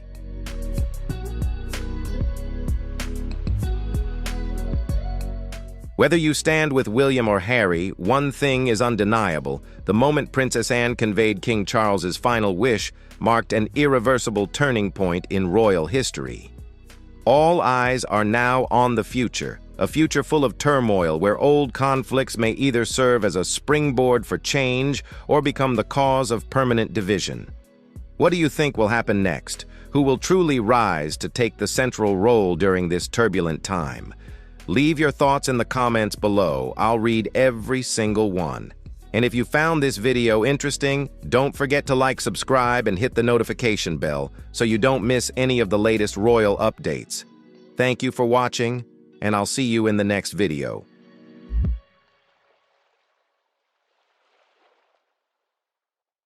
At 41, Prince William finally reveals the shocking secret we've all suspected. This is a secret that has been kept for years, and now it could completely change the way we view Prince William and even the future of the British royal family. Everyone thought they knew who Prince William was, but could this secret change everything? Could this be a pivotal moment in his life, a new milestone in his journey to the throne? And will these new revelations make you rethink everything you thought you knew about the royal family?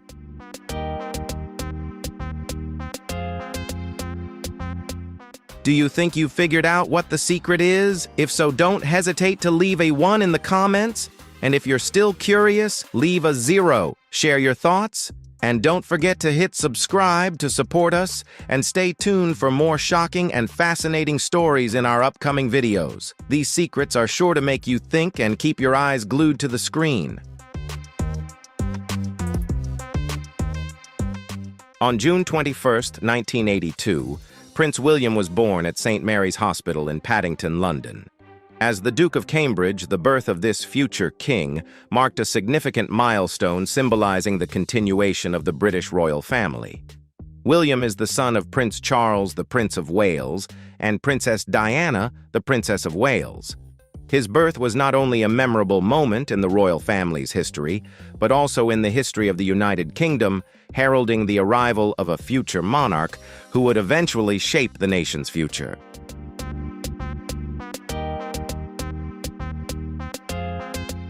In 1983, during a trip to New Zealand with his parents, William became the first royal prince to travel abroad. This also marked his first international journey. 2 years later, on September 15, 1984, Prince Harry William's younger brother was born at the Lindo wing of St. Mary's Hospital, Paddington, London.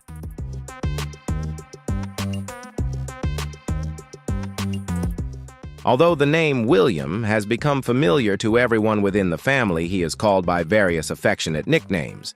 His mother, Princess Diana, lovingly referred to him as Wombat, while his younger brother, Prince Harry, often called him Willie. Prince William stands out not only for his position in the royal family, but also for his unique approach to traditional royal norms. Princess Diana made a concerted effort to provide William and Harry with a balanced childhood, combining royal responsibilities with everyday activities. Diana allowed her children to experience the simple joys of life, such as attending preschool, playing sports, and even visiting places like Walt Disney World or McDonald's. She also took them on charity visits like to aid centers and homeless shelters to nurture a sense of compassion and social responsibility in the young princes.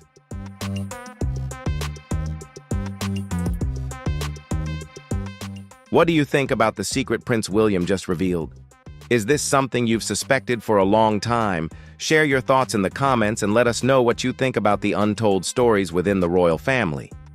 If you found this story interesting, don't forget to like and subscribe so you won't miss more shocking, surprising, and captivating videos from us.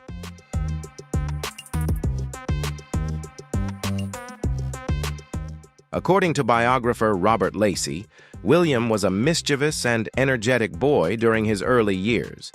However, when he began attending boarding school, he gradually became more reserved and developed an introspective personality. Diana often referred to William as the little old man, a nickname that reflected his maturity and the wise counsel he was capable of offering even from a young age.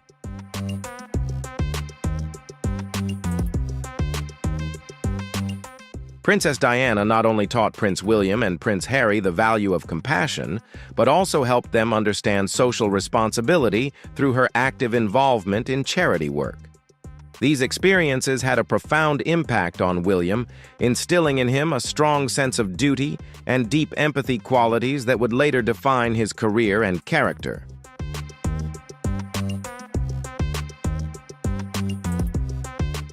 The public began to show affection for Prince William from a very young age. In 1991, at just 9 years old, he made his first public appearance during a visit to London with his parents for St. David's Day. In 1998, William and Harry, along with their father, embarked on a royal tour to Canada, further solidifying his role in the royal family.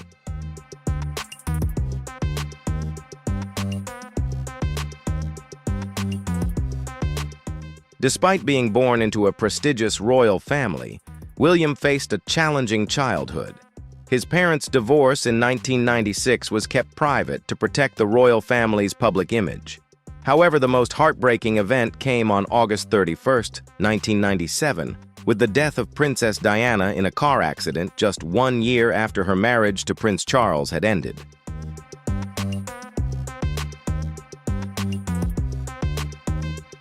At the time, William was just 15 years old, and Harry was 12, both living at Balmoral Castle. The loss of their mother left a deep scar in William's heart, especially as he was dealing with significant changes within the family. One of the hardest moments for William was deciding whether or not to join the funeral procession behind his mother's coffin. His grandfather, Prince Philip, encouraged him, saying, "If you don't go, you'll regret it later.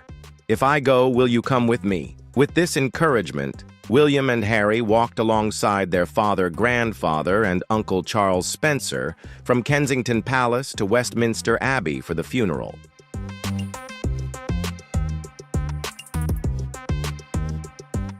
Princess Diana left a significant inheritance for her two sons. At the age of 30, William and Harry each received $12.9 million from their mother's estate. According to the Times, on their 21st birthday, each received an additional $4.9 million from a trust fund set up by their great-grandfather, and on their 40th birthday, they were set to inherit another $8 million. In addition to the financial inheritance, they also inherited valuable treasures such as crowns, jewelry, letters, artwork, and their mother's wedding dress.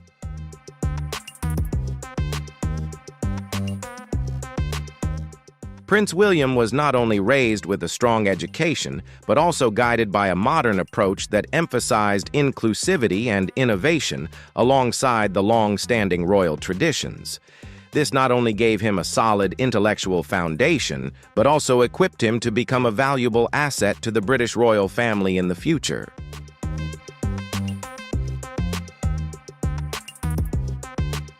William began his formal education at Miss Minor's nursery school in Notting Hill, London, at the age of 3, making him the first member of the British royal family to attend a public nursery school. This decision, guided by Princess Diana, broke royal tradition and marked a shift towards a more modern approach to parenting.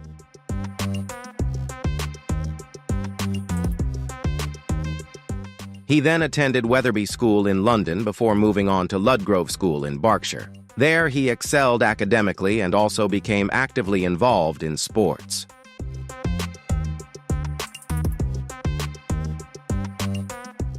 After completing his studies at Ludgrove, William continued his education at the prestigious Eton College.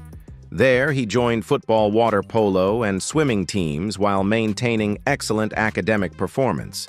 His decision to attend Eton instead of Gordon Stown, the school both his father and grandfather had attended, was a break from royal tradition. However, this move allowed William to study in an environment with less interference from the royal family and the media, on the condition that he regularly updated the royal household about his life.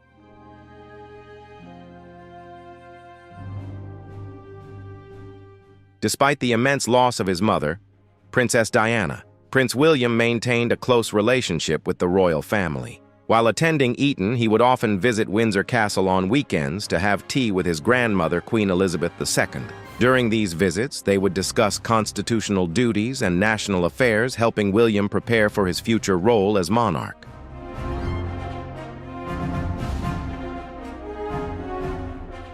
After graduating from Eton, William spent a meaningful gap year across 3 continents.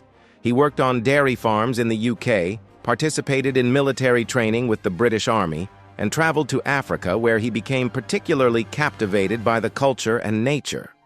Due to his passion for Africa, William decided to teach himself Swahili. He also spent 10 weeks in southern Chile teaching English and participating in local community-building projects through the International Raleigh Volunteer Program. There he lived alongside other young volunteers and received no special treatment.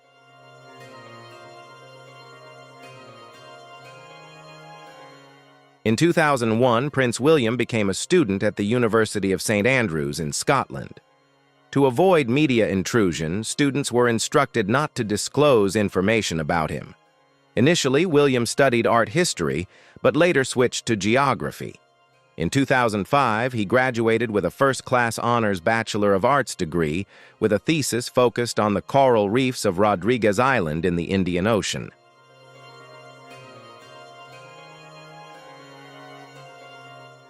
In addition to his studies, William has always had a passion for sports and participated in various activities.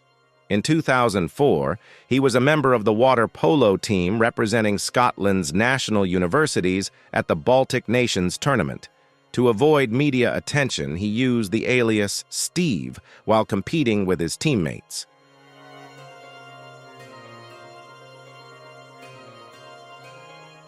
From a young age, Prince William was groomed to take on the role of a senior member of the British royal family and eventually the position of king. His first public duties were part of a larger effort to prepare him for the pressures of such a role. One of his earliest notable public appearances was during a royal tour with his parents to New Zealand and Australia in 1983 when he was just 9 months old. This marked the first time a young royal accompanied their parents on an international tour symbolizing a more modern and approachable monarchy.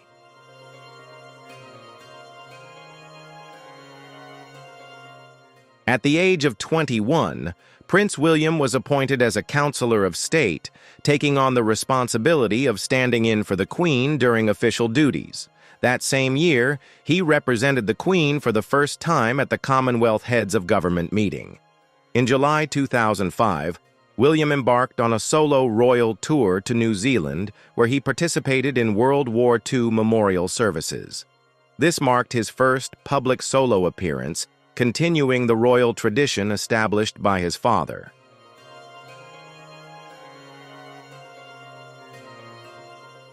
Author Tina Brown reveals that in 2009, after William's mother passed away, Queen Elizabeth played a crucial role in guiding him and his brother, Prince Harry. She established a separate office for both of them with David Manning serving as their advisor. In January 2010, William, accompanied by Manning, embarked on his first official tour to Auckland and Wellington. The following year, he received a warm welcome in New Zealand, where he inaugurated the new Supreme Court building, an event that attracted an even larger crowd than the one his mother had experienced in 1983.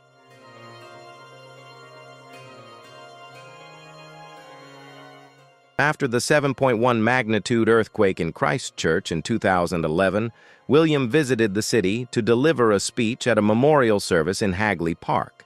He then extended his journey to Australia, where he visited areas affected by flooding in Victoria and Queensland, demonstrating his empathy and commitment to the people during these difficult times.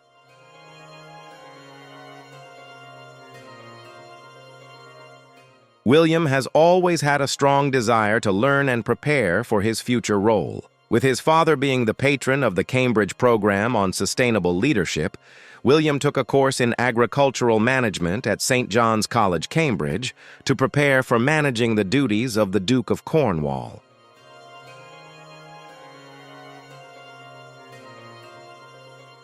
Prince William, who carries the long-standing tradition of the British royal family in military service, has carefully prepared himself to take on the role of a senior royal.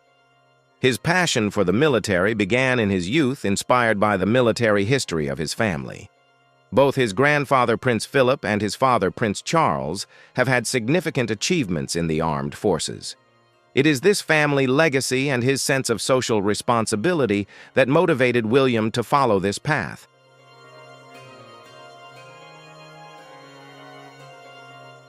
Prince William began his military career at the prestigious Royal Military Academy Sandhurst in January 2006. It was here that he underwent rigorous training to develop leadership abilities, discipline, and combat skills through a demanding 44-week program.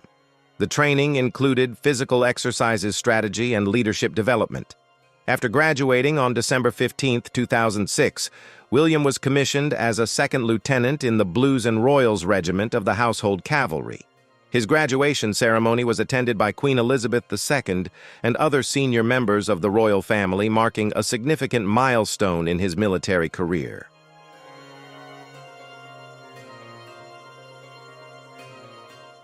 In 2010, Prince William completed his training as a search and rescue SAR pilot at the Royal Air Force RAF and continued to serve in this role until 2013.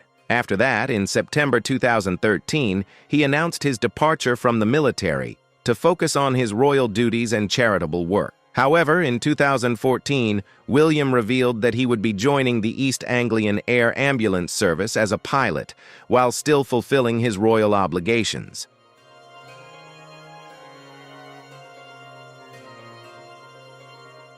He was the first member of the British Royal Air Force to work for a commercial company in this field. By March 2015, after completing the necessary training, William began responding to emergency situations. However, in order to focus on his increasingly demanding royal role, he left this position in July 2017.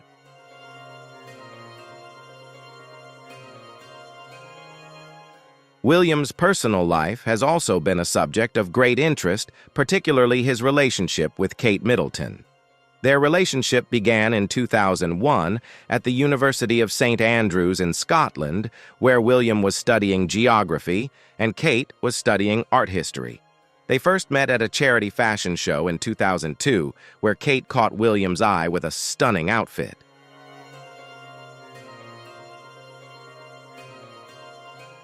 By 2003, William and Kate were officially dating.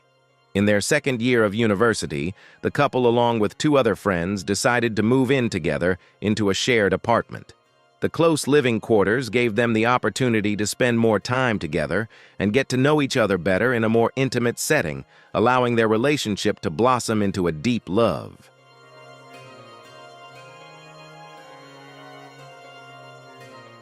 Despite their growing bond, William and Kate worked hard to keep their relationship private while they were still at university.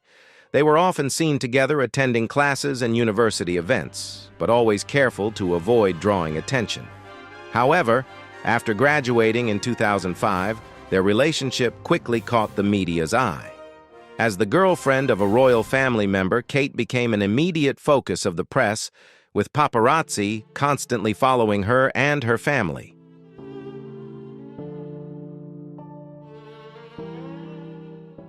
By 2007, the couple decided to take a temporary break, which was believed to be due to their desire for personal growth and the pressures of living in the public eye. However, both realized that their feelings for each other were too strong to ignore.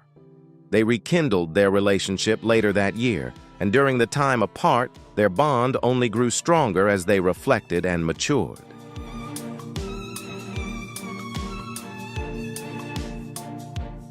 In October 2010, William proposed to Kate during a romantic trip to Kenya using the engagement ring that had belonged to his mother, Princess Diana.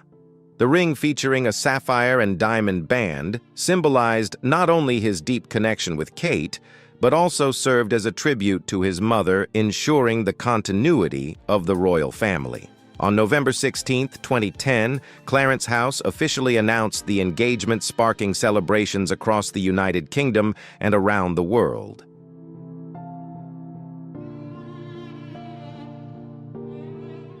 The grand wedding of the couple at Westminster Abbey on April 29, 2011, attracted global attention with an estimated 300 million viewers watching and 26 million Britons tuning in live.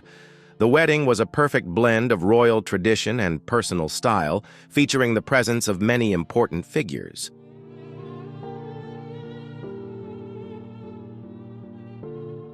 After the wedding, Queen Elizabeth II bestowed upon William and Kate the titles of Duke and Duchess of Cambridge, marking their new roles and increasing responsibilities within the royal family.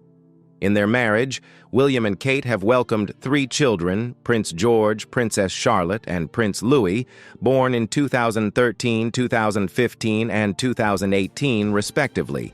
Their children are currently 3rd, 4th, and 5th in the line of succession to the throne.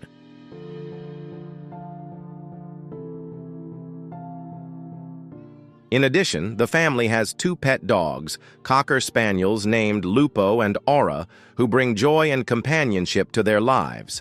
William and Kate strive to create a stable and loving environment for their children, balancing royal duties with family life. They frequently appear together with their children at public events and share carefully managed family photos, making their image increasingly relatable and friendly in the eyes of the public.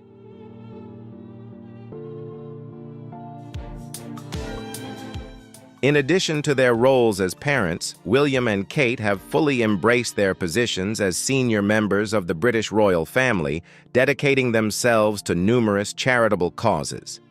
Their philanthropic work focuses on issues such as early childhood education, environmental protection, and mental health.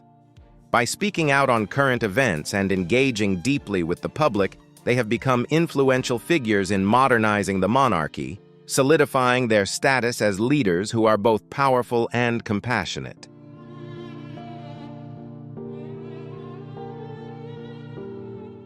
The love story of Kate Middleton and Prince William is a modern fairy tale, beginning with humble beginnings at university, facing challenges under the spotlight, and growing into a deep commitment to one another and royal duties.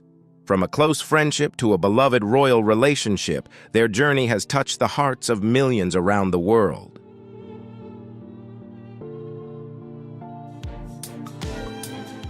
As Prince of Wales, William takes on numerous diplomatic and royal duties.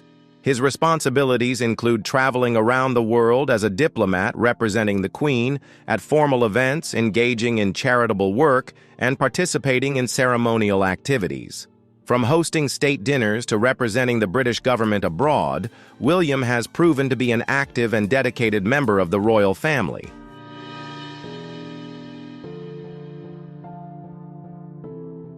For example, during their spring 2020 tour of several Caribbean nations, the royal couple received a warm public reception. However, the trip was also met with some challenges, including criticism from the Jamaican Prime Minister regarding the Queen's role as head of state, as well as protests in Belize that forced adjustments to the royal itinerary. Despite these difficulties, William and Kate made a strong impression with their presence and sense of duty, showcasing their commitment to their royal responsibilities.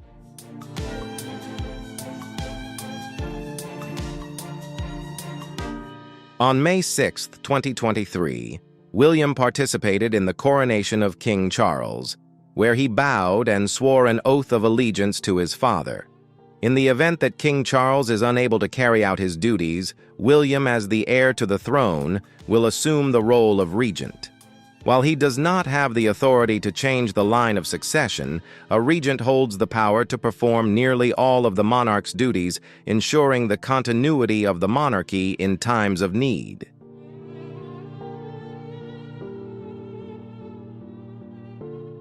William and Catherine have always been warmly welcomed during their international visits. In 2011, Canada was their first international destination after their wedding, with the couple visiting places like Ottawa, Quebec, Prince Edward Island and Alberta.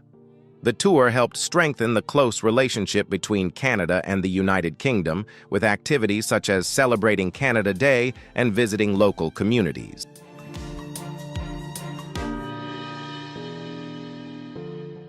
In 2012, they embarked on a tour of Southeast Asia and the South Pacific to mark the 60th anniversary of Queen Elizabeth II's reign, visiting Singapore, Malaysia, the Solomon Islands, and Tuvalu. The tour highlighted regional diplomatic ties with activities including visits to cultural landmarks, meetings with local leaders, and participation in traditional ceremonies.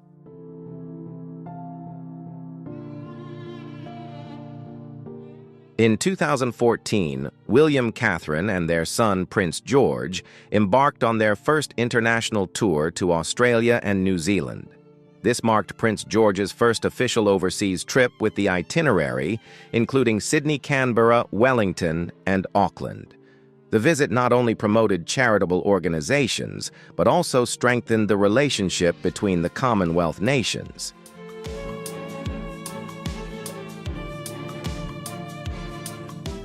In 2016, the couple visited India and Bhutan, with stops including Kaziranga National Park and Delhi. During the trip, they met with leaders, promoted conservation initiatives, and participated in cultural celebrations that highlighted India's heritage.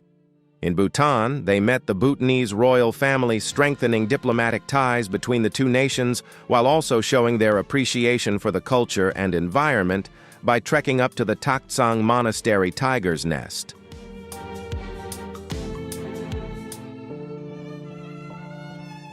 To strengthen diplomatic relations in the post-Brexit context, William and Catherine undertook a visit to Germany and Poland in 2017.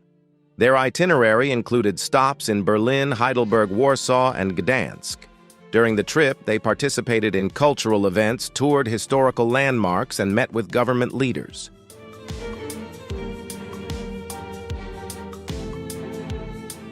Prince William has long been a strong advocate for ending homelessness and raising awareness about mental health.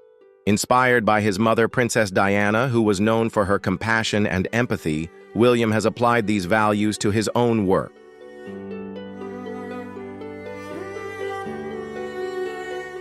The Royal Foundation, established by Prince William and Prince Harry in 2009, is a clear testament to William's commitment to supporting those facing mental health challenges and homelessness. One of the Foundation's flagship initiatives is the Heads Together campaign launched in 2016 by William, Catherine, and Harry. This campaign aims to remove the stigma surrounding mental health issues and encourage open conversations on the subject.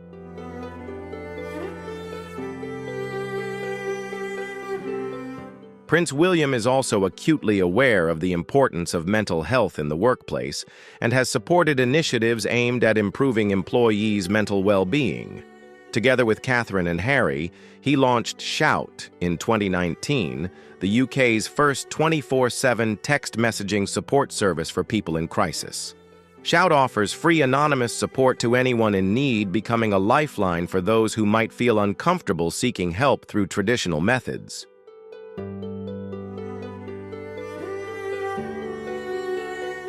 Homelessness is a cause close to Prince William's heart. He has continued the legacy of his mother, Princess Diana, by leading initiatives to support homeless individuals and families. Princess Diana was a patron of the charity Centrepoint and frequently took her children to visit support centers. William witnessed firsthand the struggles faced by the homeless when he spent a night sleeping rough, further deepening his commitment to addressing this issue.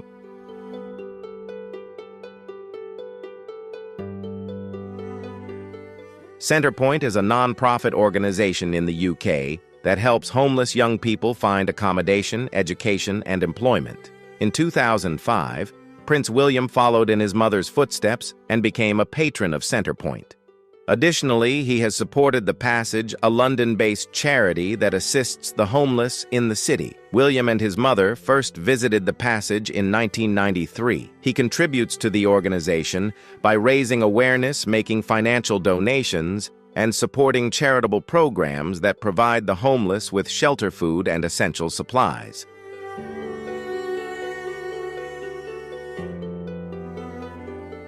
Prince William and Prince Harry, once very close as brothers and best friends due to their shared experiences, have faced many challenges together. Their close relationship was built on a mutual commitment to public service and their shared grief following the tragic death of Princess Diana. However, in recent years, the two brothers have gradually followed their own separate paths.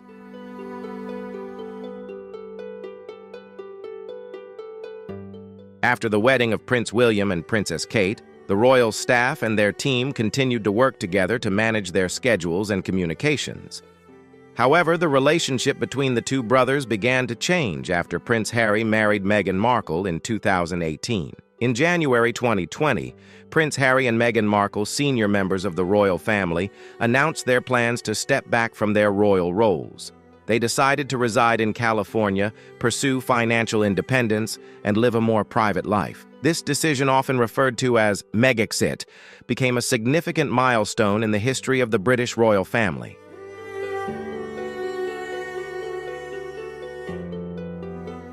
The reports indicated that the move of the Duke and Duchess of Sussex to North America and their decision to step away from royal duties led to dissatisfaction and tension within the royal family. In a widely publicized interview with Oprah Winfrey in March 2021, Harry and Meghan opened up about the struggles they faced, including allegations of racism and a lack of support regarding mental health issues. Some of Harry's comments during the interview suggested conflicts with his father, Prince Charles, and his brother, William, in addition to issues within the royal family system itself.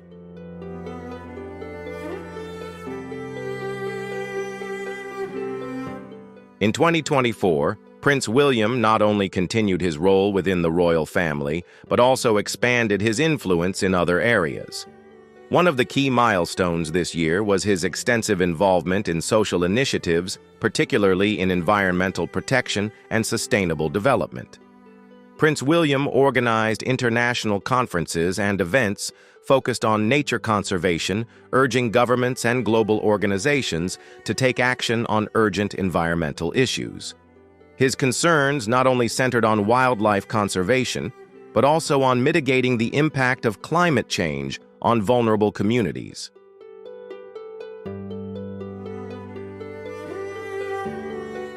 In addition, in 2024, Prince William made strides in strengthening relationships with the next generations of the royal family. His relationship with family members, especially with his brother Prince Harry, continued to be a topic of public interest. Despite the tensions between royal family members in the past, Prince William has always made efforts to demonstrate unity and family bonding, especially during challenging times.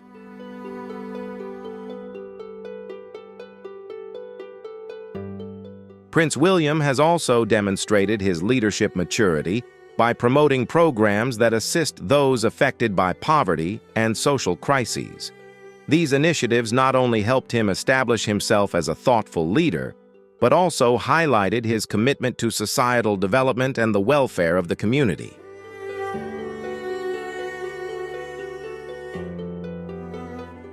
In 2025, Prince William continued to solidify his position within the royal family, as well as in key areas important to him, particularly environmental protection, mental health, and social issues. Recognized as a promising leader, Prince William continued to expand his influence in global initiatives, especially in addressing climate change. With the support of the Royal Foundation, he successfully collaborated with various international organizations to promote nature conservation initiatives, inspiring younger generations to join the fight to protect the planet.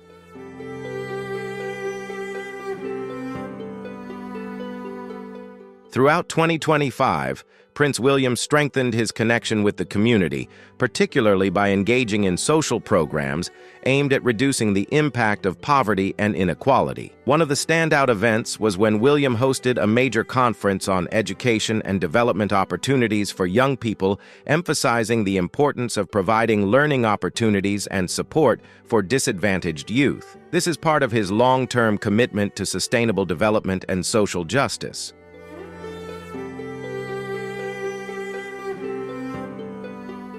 In addition to his social initiatives, Prince William continued to highlight his role within the royal family.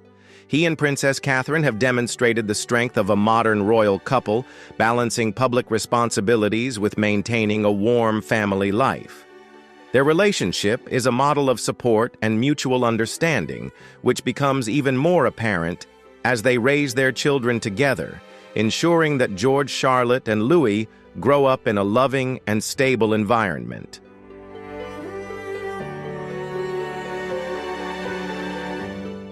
In 2025, Prince William continued to demonstrate his maturity and readiness for the significant responsibilities that lie ahead.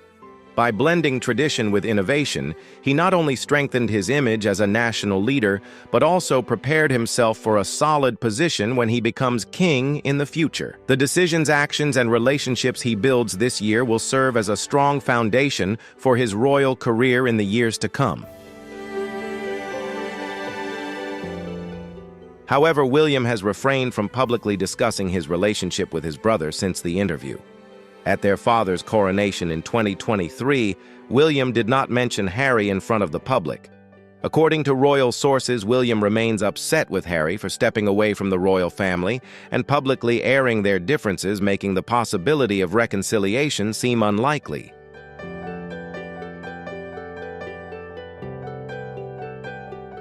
Thank you for watching this video.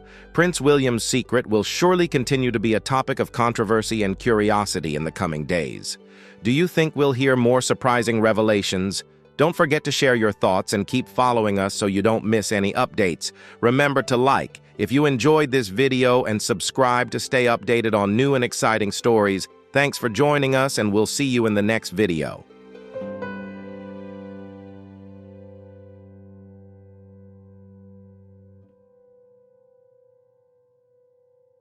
Hello everyone! Everything changed inside Windsor Castle when Princess Anne delivered a sealed letter containing a final request from King Charles. Upon hearing the contents, Prince William, the heir to the throne, completely broke down. So what was the request that could break a future king? Join us as we explore the truth behind this shocking moment and what it means for the future of the royal family.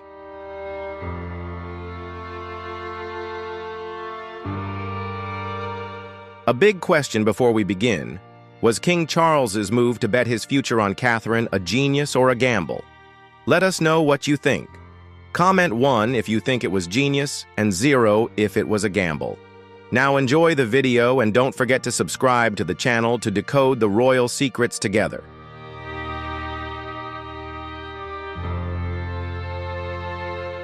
King Charles's final request was unexpected. When Princess Anne opened the sealed letter from King Charles, no one in the room was prepared for what it contained. Everyone assumed the message would focus on Prince William, the next in line to the throne. After all, it had always been that way, but King Charles, even in his final moments, went off script. The letter was not about William, but about Catherine, Duchess of Cambridge.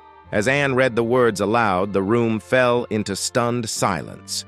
The senior royals, who had witnessed decades of tradition unfold before them, sat there with wide eyes.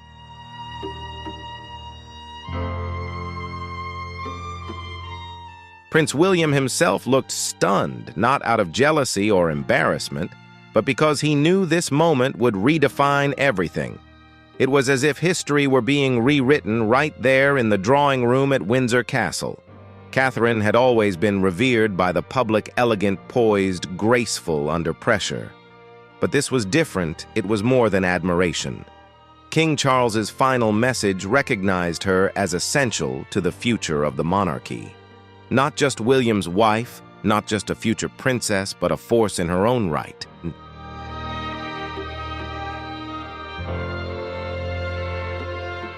In the letter, Charles described Catherine as the true heart of the modern monarchy. He praised her quiet strength, her ability to connect with people, and her calm presence in the family's darkest moments.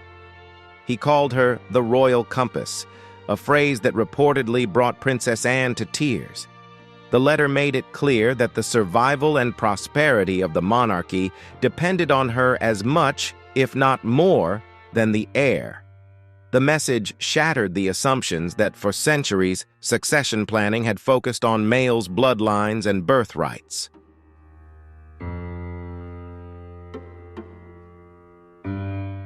King Charles III's words about Catherine, Duchess of Cambridge, marked a significant and profound shift in the way the modern monarchy should be viewed. It was a clear recognition that the stability and vitality of the royal family in today's turbulent world requires more than traditional titles or formal ceremonies. It requires public trust, genuine warmth, and someone with whom the public can feel genuinely close and approachable. In Charles's eyes, Catherine has been playing this important role brilliantly, becoming an indispensable factor in the future of the royal family.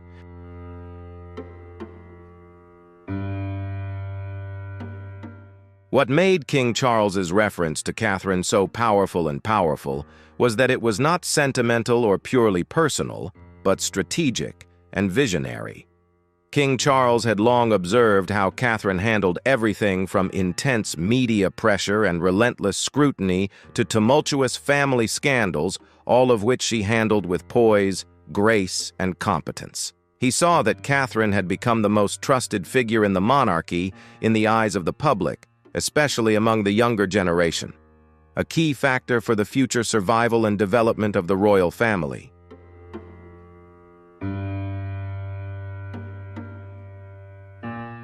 By making Catherine the focus of his final message before abdicating, King Charles was not trying to sideline King William. On the contrary, he was actually strengthening William's position by affirming his partner's value and indispensable role. What he was trying to convey was, "This is your partner not just in marriage, but in the monarchy. Trust her and follow her lead." It was a meaningful entrustment, encouragement, and clear instruction from a seasoned king to his successor.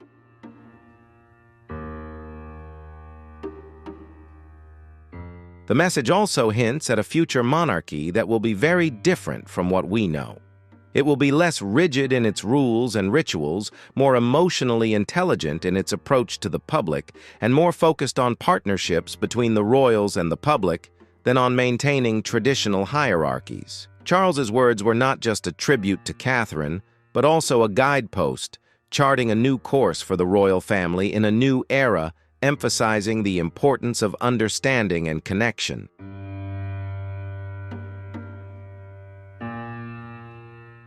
Yet for all the calculated public moments, there were also some heartbreakingly private and honest ones. There were no cameras to capture them, no crowds to witness the future king collapse under the weight of the burdens he was about to assume. But in the quiet private sanctuary of Windsor Castle, William's mental breakdown was raw, and deeply human. It was not a dramatic outburst or a public royal scandal. It was a quiet storm, a pain so profound and hidden that it implied the weight of centuries of expectation weighing on his shoulders.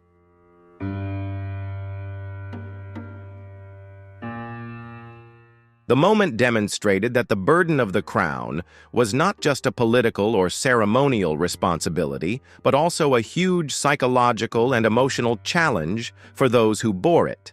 The recognition of Catherine's role not just as a partner, but as a pillar of strength for William and the monarchy itself underscored her importance amid the invisible and visible pressures facing the royal family. Catherine was not just part of the royal family, she was the future and the pillar of strength for generations to come.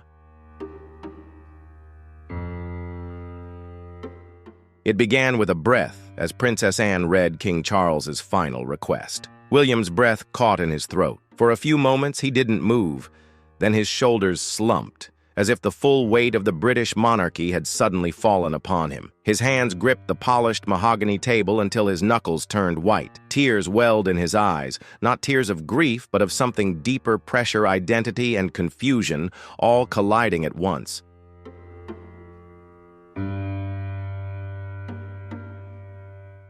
This event is not only a family story, it also reshaped an entire dynasty. So what kind of future royal family do you want to see? The traditional model with a king as the center of power, comment number 2, or the modern partnership model, where William and Catherine shoulder the burden together, comment number 5. Let us know your choice. Enjoy the video, and don't forget to subscribe to the channel so you don't miss any developments in this new chapter of history.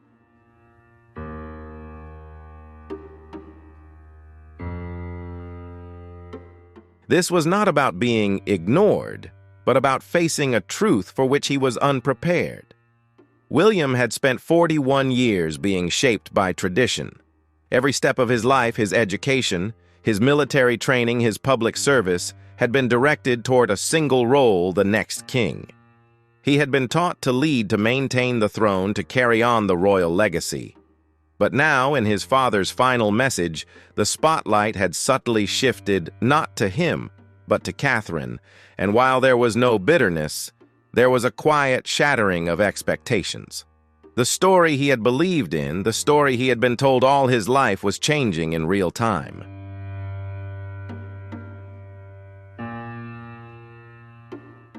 What happens when everything you've prepared for suddenly looks different? That's what William faced in that room. It wasn't jealousy, it wasn't resentment, it was the shock of realizing that tradition was giving way to change and that his wife was being seen as the center of that change. The pressure was not just personal, it was institutional. The monarchy, now over 1,000 years old, was evolving faster than anyone had imagined. And William, who thought he had time to grow into his role, now saw a future where he wasn't leading alone or even completely at the front. He was standing beside the person the world, and now his father, saw as its anchor.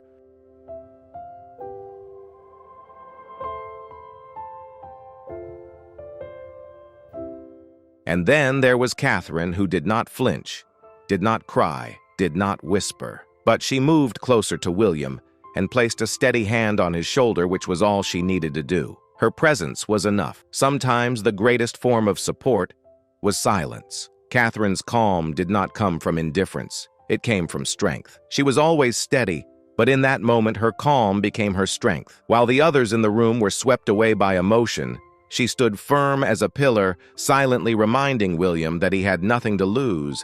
He was sharing in something greater.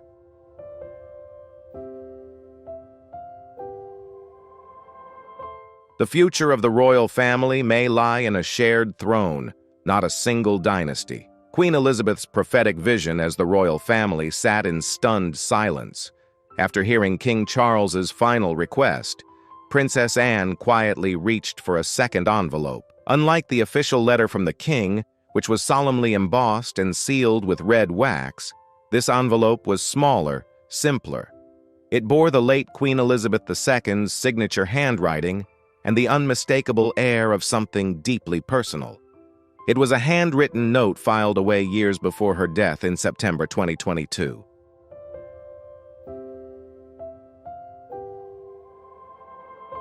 Queen Elizabeth II, with the experience and insight of someone who has witnessed decades of royal ups and downs, left a meaningful comment about Catherine, Duchess of Cambridge.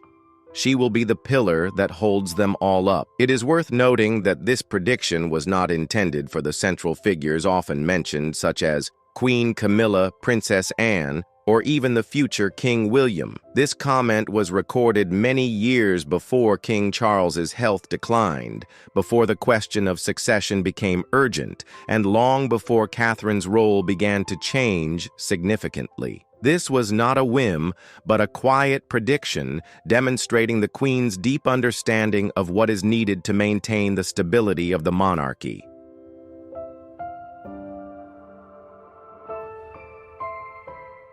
The Queen's choice was not based on personal feelings or blood ties, but on careful objective observation. She had watched Catherine through years of intense public scrutiny, family turmoil, and ever-changing royal expectations. In all this, Catherine remained remarkably calm, graceful, and steady. Perhaps the Queen recognized in Catherine a special ability to handle pressure without flinching, a rare and essential quality for someone who would take on such a great responsibility.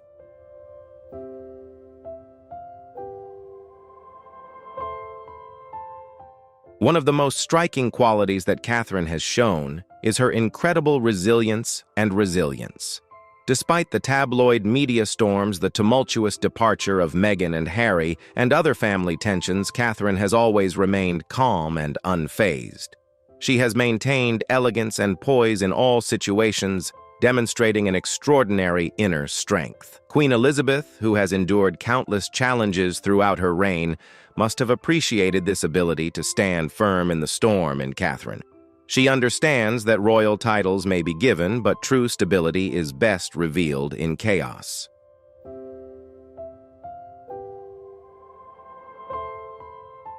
Furthermore, the Queen may have seen in Catherine an unwavering dedication to royal duties and responsibilities. Catherine has always demonstrated professionalism, diligence in public engagement, and a clear commitment to her role within the royal family. This stability, combined with her ability to connect with the public in a genuine way, has helped to strengthen the image of the monarchy. These are traits that Queen Elizabeth II, who is known for her lifelong commitment to service, would certainly value and trust. Catherine not only performs her duties, but also brings a steadfastness and reliability that the Queen sees as fundamental to maintaining the institution.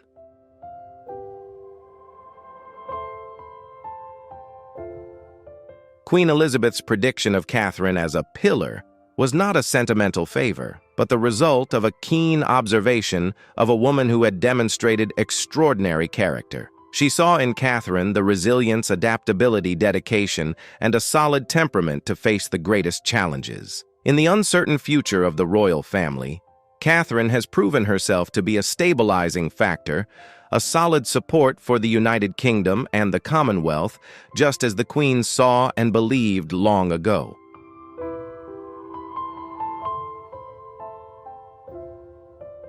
She saw Catherine's ability to soften difficult moments, to follow royal protocol while remaining modern. She watched her raise a young family, support William with quiet strength, and never let the pressures of the palace overshadow her role as wife and mother. These were not just nice traits, they were survival traits for a modern monarchy. And then came Princess Anne's moment.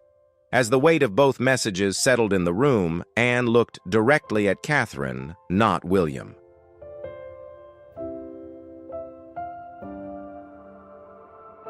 With the kind of conviction that only Anne could muster, she said Catherine was born to play this role. There was no dramatic hesitation, no need to argue. Anne's words were simple but decisive. She had served 3 generations of royals and knew what true leadership looked like. Catherine's power was not manufactured or media-trained, it was real. Anne had seen it in the way she listened, the way she acted, and the way she never let the spotlight overshadow her purpose. In a family where every move was watched, authenticity was the rarest currency, and Catherine had it in abundance.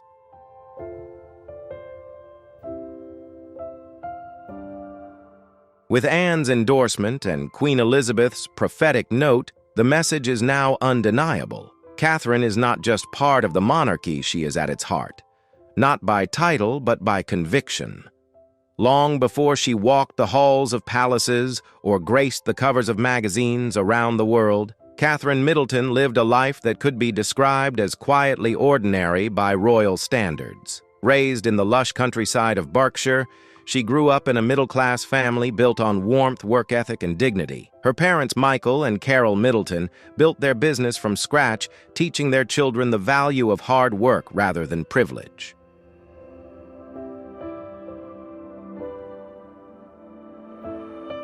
Catherine's upbringing was not flashy or attention-seeking. It was built on foundations that many would recognize: practicality, common sense, courtesy, and respect for others, regardless of status. These were not just family values. They became guiding principles for the future Duchess of Cambridge. And in many ways, it was this normality that became her greatest strength. Before she wore the crown, Catherine carried herself with a confidence that was earned, not given, and that made all the difference.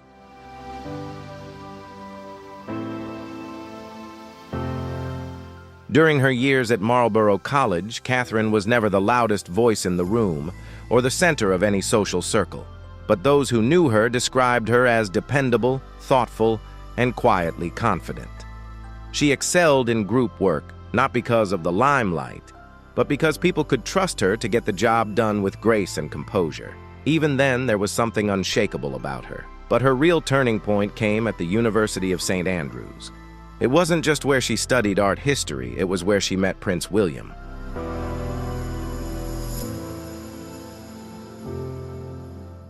While the media likes to paint it as a fairy tale moment, the truth was much more realistic. They met as students equals friends first, and then a relationship later. There was no script, no grand plan, just a natural, evolving relationship. The future of Monarchy did not begin with a crown. It began with a cup of coffee between two classmates. And from there, something extraordinary blossomed. Catherine never pretended to be someone else, even under the watchful eyes of the royal family.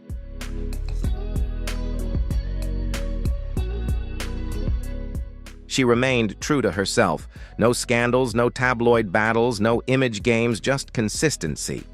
A rare quality in royal circles and greatly appreciated by those around her. Her relationship with William was allowed to develop without rushing. The couple dated for nearly a decade before marrying, a decision that gave them both time to grow, adjust, and truly understand each other. It also gave Catherine time to understand what life inside the royal family would entail. But the most remarkable thing about Catherine's journey is not just how far she has come, but how she has not lost herself along the way.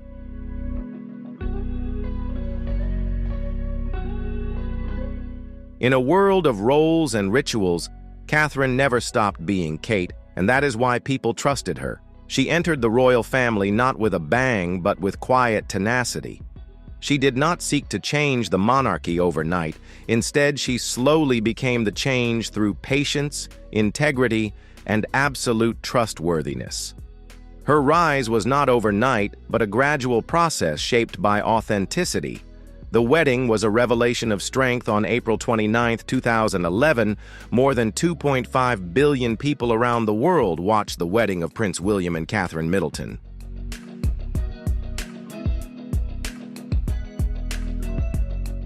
But what unfolded at Westminster Abbey was more than a royal spectacle. It was a turning point, not just for the couple, but for the monarchy. After years of tabloid turmoil, public distrust, and generational change, the moment offered something rare: hope. It was not just a wedding, but a quiet reintroduction of dignity and continuity to an ancient institution. It looked like a fairy tale, but it revealed something far more powerful: Catherine's unshakable strength.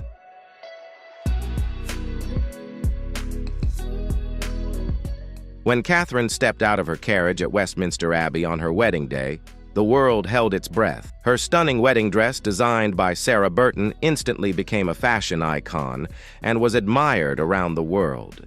However, what really captured everyone's attention was not just the splendor of her dress, but the bride's incredible poise. From the moment Catherine's feet touched the historic stone steps leading to the Abbey, she exuded a rare, calm poise and focus that left a lasting impression on all who witnessed it.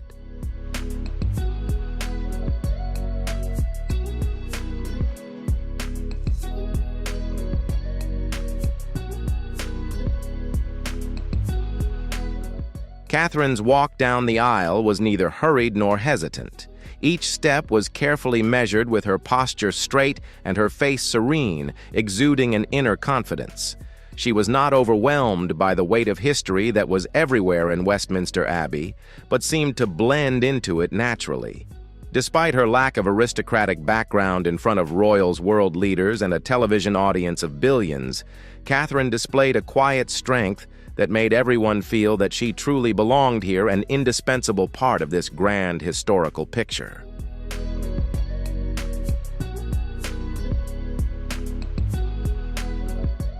Inside the convent, amidst the constant flash of cameras and the eyes of the world, Catherine's presence remained unshaken. There was no sign of confusion, no worried glances, no hesitation. She seemed completely in control of her emotions and exuded absolute confidence. That calm and composure was not only that of a bride on her big day, but also that of someone deeply aware of the great responsibility she was about to take on, a role that far exceeded that of a bride.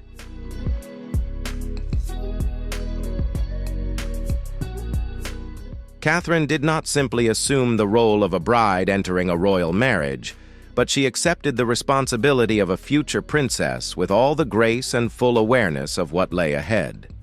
She understood that this was not just a romantic kiss on the balcony of Buckingham Palace or a day of fun, but the beginning of a lifelong mission. This maturity and understanding was evident in her every gesture and look, showing that she was well prepared to face the challenges and expectations of royal life.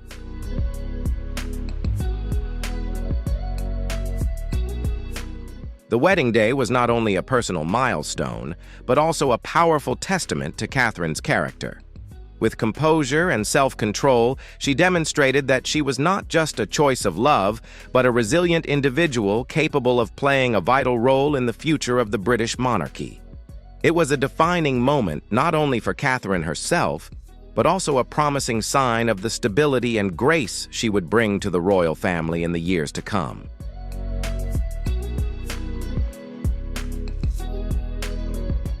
When she and William emerged onto the balcony of Buckingham Palace for their long-awaited kiss, it was like a modern fairy tale.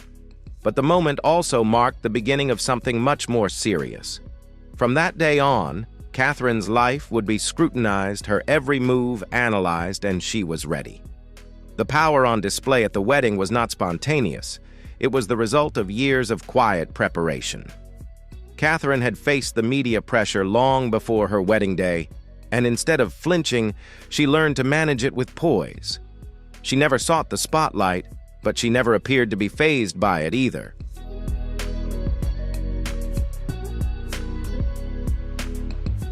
Whether it was paparazzi lurking in the bushes or intrusive tabloid headlines, she handled it all with dignity. And ever since, her calm composure has become one of the royal family's greatest strengths. After a lavish wedding watched by billions, many expected a fairy tale sequel. But for Catherine, Duchess of Cambridge, real life as a royal began immediately, and it wasn't all tiaras and garden parties. The transition from private citizen to full-time working royal comes with intense pressure and constant public scrutiny. The wedding dress comes off, the cameras turn off, and the real work begins.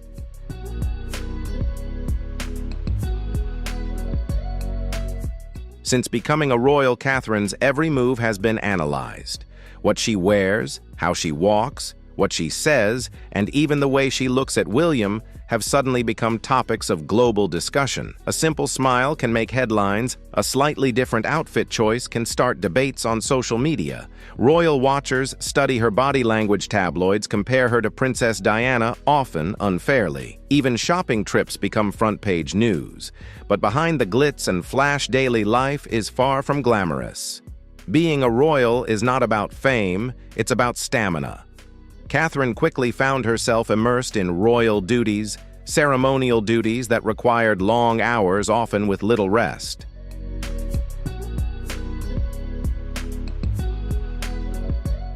Life as a senior royal is not all about glamorous public appearances. It is also a constant stream of engagements where Catherine must shake hands with hundreds of strangers, maintain impeccable manners, and engage in countless polite conversations, many of which can become a blur by the end of the day. Official trips across multiple continents require a grueling schedule, constant travel, and millions of eyes watching every move. These pressures are an unavoidable part of the role, requiring the Duchess of Cambridge to be both patient and professional.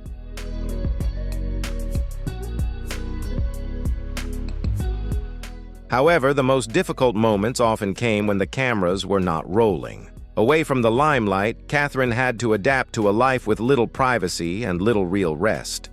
There were probably quiet moments of doubt, exhaustion, and pressure, especially as she balanced her intense royal duties with raising a young family under the constant scrutiny of the world. Her ability to endure and overcome these unseen challenges is a testament to her mental strength.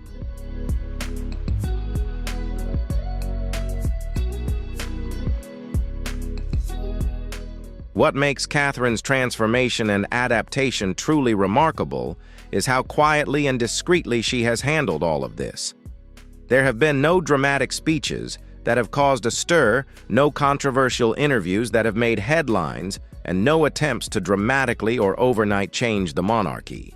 Instead, she has led a quiet revolution, a subtle shift in how the royal family connects with the public through her own example and consistent actions.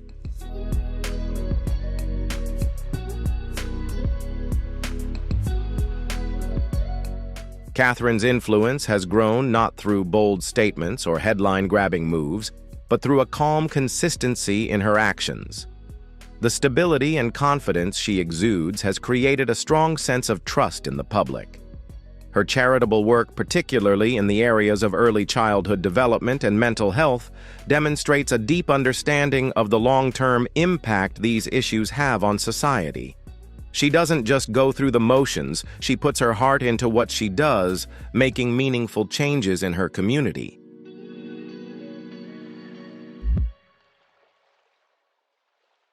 Catherine's choice to quietly contribute and adapt rather than complain or collapse has defined her place in the modern royal family. She has become a model of resilience and service, a person who balances tradition and innovation with deftness. It is these qualities, along with her ability to remain calm and reliable under pressure, that have helped her cement her role as a pillar for the future of the monarchy, just as Queen Elizabeth II predicted.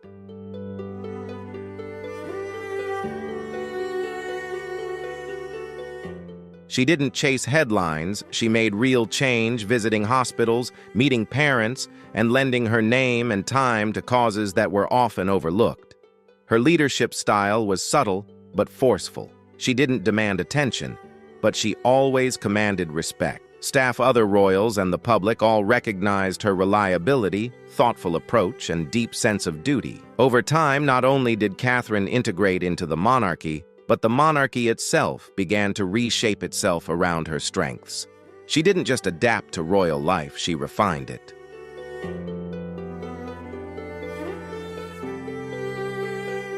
In an era when public opinion about the monarchy fluctuated wildly, Catherine became a symbol of stability, not by force, but by example, not by privilege, but by presence. As traditions evolved and roles changed, her steady hand and quiet grace became a model for what the modern royal family could be. Catherine's rise to power didn't just shape her personal legacy, it helped reshape the entire structure of the monarchy. For centuries, royal leadership had been defined by male heirs' titles and a rigid sense of duty.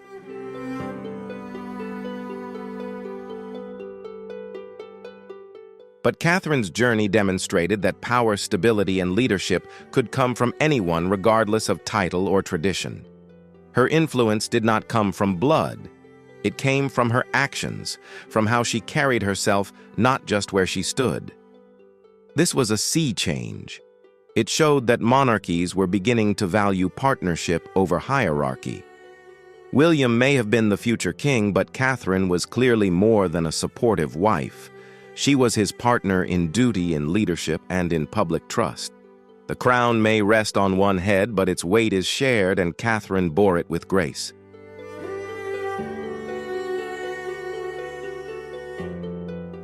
Catherine's role also changed the way people viewed the monarchy. She acted as a bridge connecting royal traditions with modern values. She did not abandon the past, but she helped the monarchy speak to today's world. She showed that royalty could be both respectful and approachable, both formal and human. That balance is rare and important, especially now when institutions everywhere are under pressure to remain relevant. Catherine brought a modern power that was not loud or demanding. It was calm, steady, and trustworthy. She also became a stabilizing force within the royal family itself.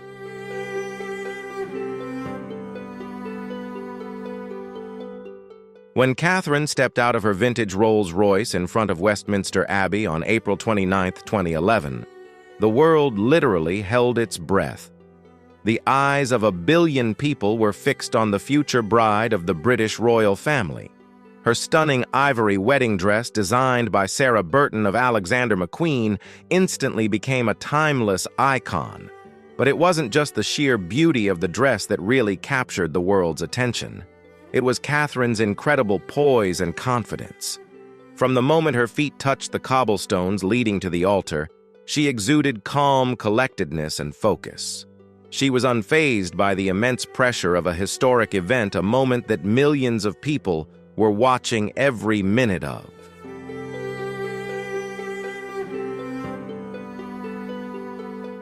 Catherine's walk down the aisle of Westminster Abbey was neither hurried nor hesitant, but each step was carefully measured, leisurely, and confident. Her erect posture, serene face, and steady eyes exuded an inner beauty and incredible spiritual strength. She did not seem overwhelmed by the long and important history that weighed on every stone and wall of the Abbey, but instead, she blended into it naturally and consciously. For someone of no noble birth standing before a host of senior members of the royal family, heads of state, and billions of television viewers required extraordinary courage. Catherine displayed a quiet strength that made everyone feel clearly that she not only belonged there, but was born to take on this role.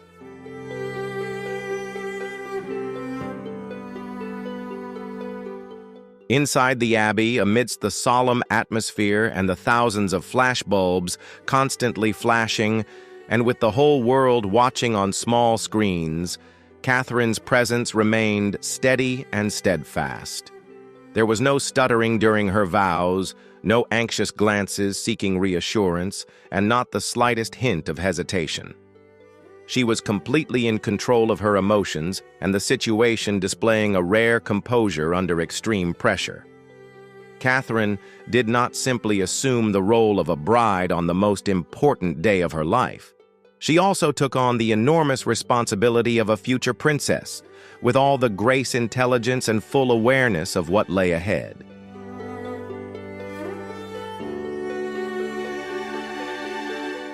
The bride Catherine understood that this moment was not just a romantic kiss on the balcony of Buckingham Palace to the cheers of the crowd. It was the beginning of a lifelong mission, a long journey full of challenges and responsibilities for the royal family and the people. This maturity, understanding, and deep sense of responsibility was clearly demonstrated in her every gesture and every look throughout the ceremony. It showed that Catherine was mentally prepared to face the enormous expectations and constant challenges of royal life.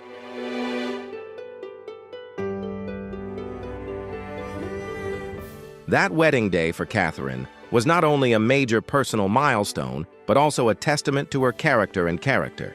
With absolute calm and self-possession, she demonstrated that she was not just a woman chosen by love, but also a resilient, capable individual ready to take on a vital role in the future of the British monarchy. It was a defining moment not only for Catherine herself, but also foreshadowed the future of stability, grace, and strength that she would bring to the royal family for decades to come.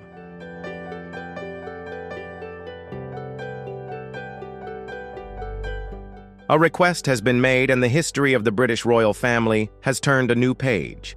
King Charles has given Catherine the soul of the future dynasty, where power no longer comes from blood, but from resonance and trust. Is this the key to their survival? Leave your opinion in the comments, and don't forget to like and subscribe to the channel to decode this great story together. Thank you, and see you in the next pages of history.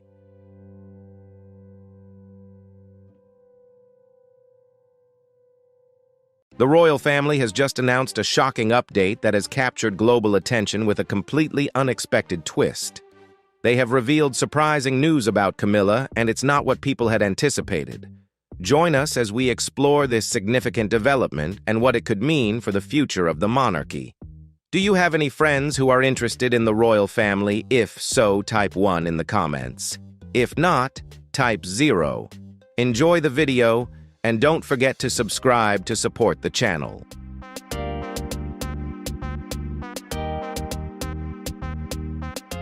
At Kensington Palace, the royal scene under the gentle summer breeze seemed like just another routine charity event. Journalists and attendees were prepared for the usual moments. Princess Charlotte's radiant smile, Prince George's graceful wave, and the stunning photos were sure to flood the headlines the following day.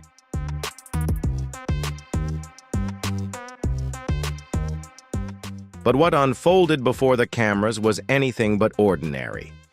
Prince William, tall, calm, and determined, stepped forward, not with a usual speech, but with a purposeful fire in his eyes. Beside him, Princess Catherine stood quietly and gracefully, her hand gently resting on Charlotte's back, offering subtle support.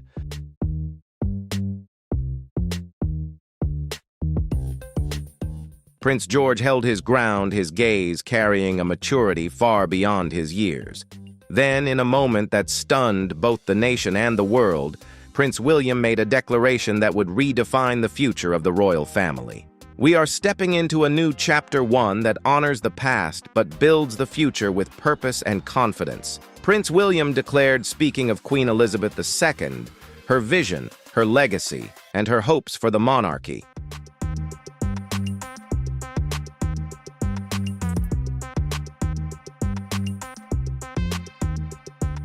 Emotions ran high, and the tears in his eyes told their own story. But it was what he said next that truly took the audience by surprise. "My family will take on a larger role in shaping the future just as the Queen wished. My daughter, Princess Charlotte, will begin her official duties as a representative of the Crown."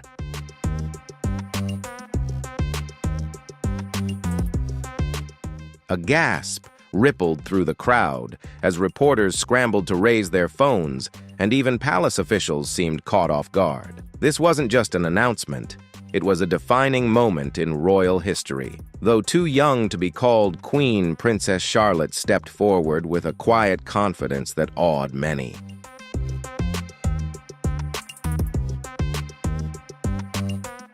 Behind her stood the unwavering presence of her parents, not just as current leaders, but as a family clearly ready to pass the torch when the time came.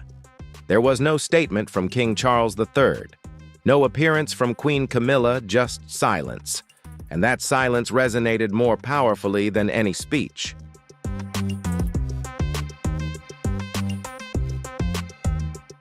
That moment, everything became clear to the world. A shift had occurred in the royal family's power dynamics. Behind closed doors, whispers of the older generation gradually losing their grip on power had been quietly circulating for months, perhaps even years. Subtle changes in royal protocol and a shift in public appearances began to paint a clearer picture.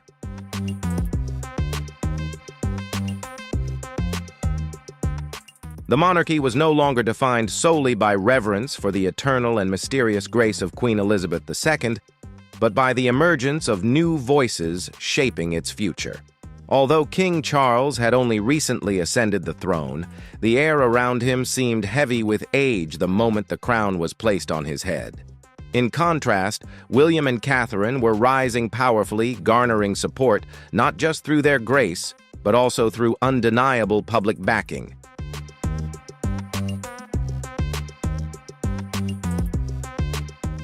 Opinion polls consistently ranked them among the most trusted and admired royals. Every public appearance not only drew enthusiastic crowds, but also captured global attention. With each appearance, William and Catherine didn't just persuade the public, they showed they were ready to lead. They brought a fresh energy to the monarchy. While deeply committed to their royal duties, they began to step away from old traditions.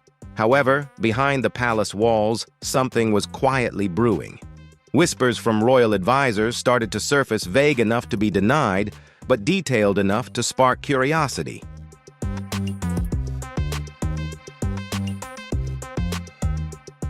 Reports indicated that William had been quietly engaging in secret negotiations with high-ranking Commonwealth officials. Unconfirmed sources suggested that Catherine had taken on unofficial advisory roles, positions typically held by more senior royals. There were even rumors that Princess Charlotte, at an astonishingly young age, had participated in media preparedness meetings even before Prince George reached the same stage. While some dismissed these claims, palace officials were watching closely, especially Camilla, who remained steadfast in protecting her standing within the royal family.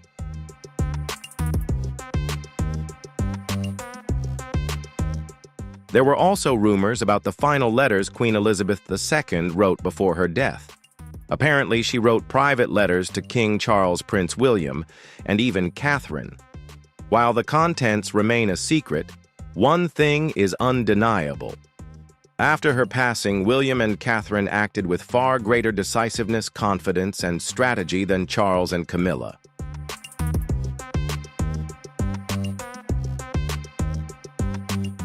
On one notable occasion, William faced criticism for skipping an important meeting hosted by King Charles. Instead, he visited a children's cancer treatment unit in Manchester. Remarkably, William's visit garnered more media attention than the King's event in London that day. This was widely seen as a silent yet defiant act.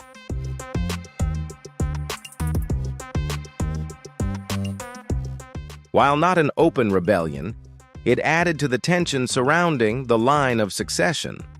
Although Prince George still topped the succession list, after William, Princess Charlotte's growing influence was subtly changing the royal landscape.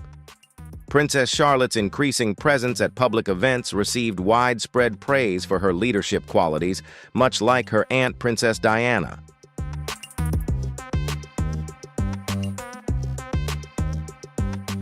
Some even speculated about a potential shift in the line of succession, possibly granting Charlotte more influence than initially expected. However, these speculations remained mere rumors and media conjecture without any official confirmation from the royal family. With a series of bold moves, a significant announcement from William, rather than King Charles, sent a clear message to the public.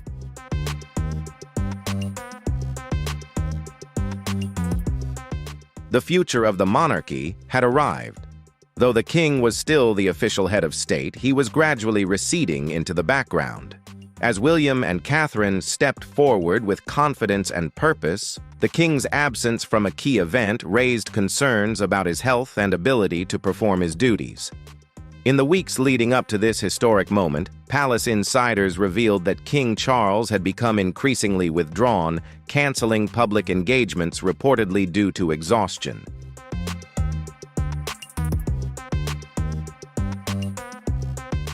Behind closed doors, a silent crisis was unfolding within the royal family as plans and strategies were being quietly but decisively altered. King Charles, known for his meticulous nature and strict adherence to his schedule, began showing signs of instability as his official duties dwindled. Initially, royal advisors dismissed these concerns, with one high-ranking official suggesting the king simply needed rest after a demanding first year.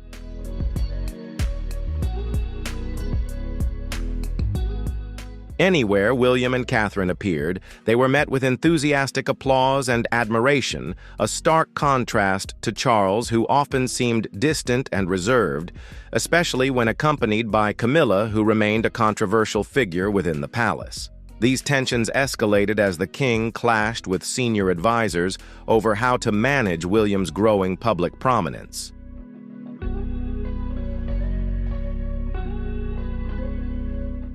Rumors circulated that Charles had attempted to reassert his authority through a major tour of the Commonwealth or by attending a high-profile international conference, but all these plans ultimately fell through. Political and practical challenges stood in the way. Then whispers from within the palace emerged, suggesting that Charles was considering abdication, not an immediate resignation, but a gradual transfer of responsibilities to William as part of a monarchy restructuring.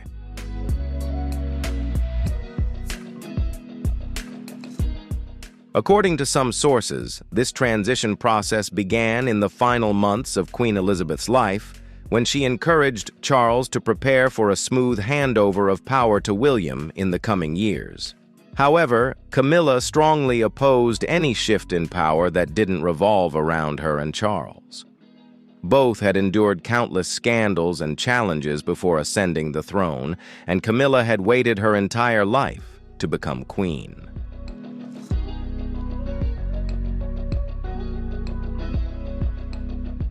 She wasn't ready to relinquish influence to William and Catherine.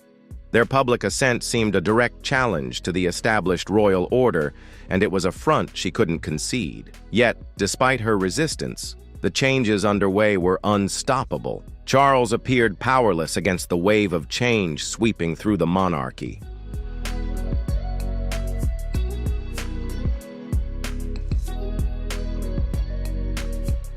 Gradually retreating from the public eye, he left a vacuum that William quickly filled with confidence and decisive leadership.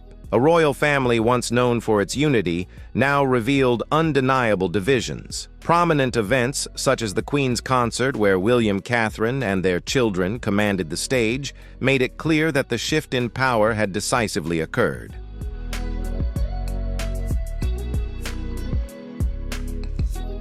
In a historic moment under the soft afternoon light in the Kensington Palace Gardens, the crowd anticipated a routine speech from Prince William, accompanied by the graceful presence of Catherine and their children. But what unfolded next was unforgettable. With calm assurance, William stepped onto the podium, delivering no platitudes or rehearsed gestures.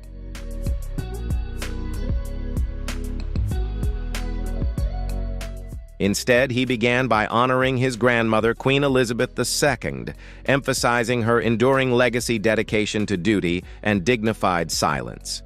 It was a powerful message, signaling a clear shift in power within the royal family. Wow, a historic moment, right? Prince William didn't just surprise us.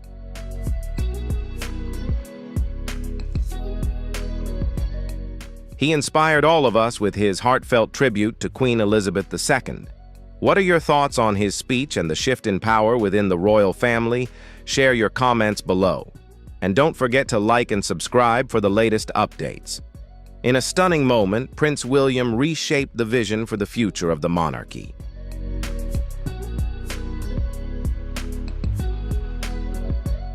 Addressing millions of reporters and royal experts, he declared, "Our voices will ignite a new beginning, not by abandoning tradition, but by evolving it.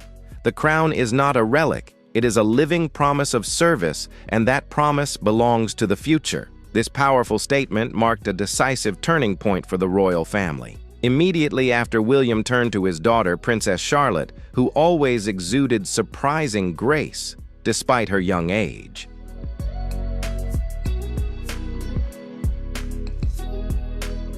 In an unexpected gesture, he gently led Charlotte forward. Princess Charlotte will begin taking on official duties in the coming months. She will join her mother at events, learn the true meaning of service, and ultimately contribute to shaping a new vision for our family and our country, William announced, stunning the audience. The public's reaction was swift and astonished, not just because it was a historic moment, but because of the clear strategic message behind it.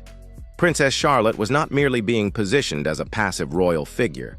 She was being prepared to shoulder significant responsibilities, potentially on par with her brother George.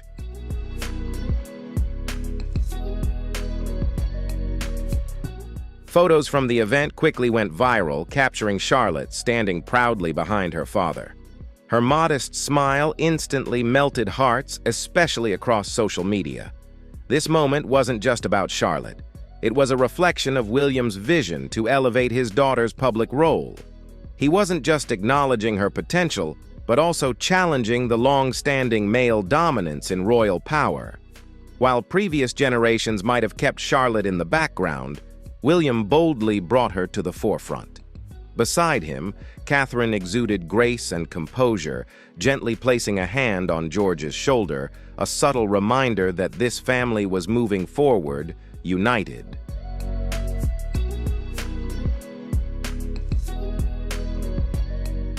As the public applauded and editorials praised the royal family's modern vision, the cheers resonated loudly. However, behind the palace walls, there was no tranquility. An underlying storm began to brew. While the world celebrated Princess Charlotte, there was one woman within the royal circle who saw only shadows: Camilla. The moment Princess Charlotte's name was mentioned, Camilla reportedly erupted in fury.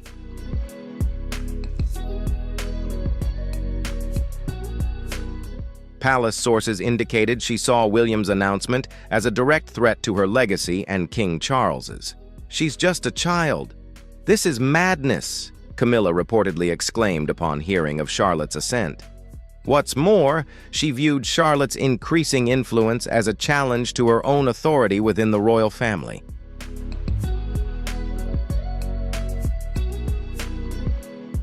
For decades, Camilla had fought to redefine her image. From a figure scorned by the public to the king's wife, she endured intense media scrutiny, widespread animosity, and the shadow of past scandals.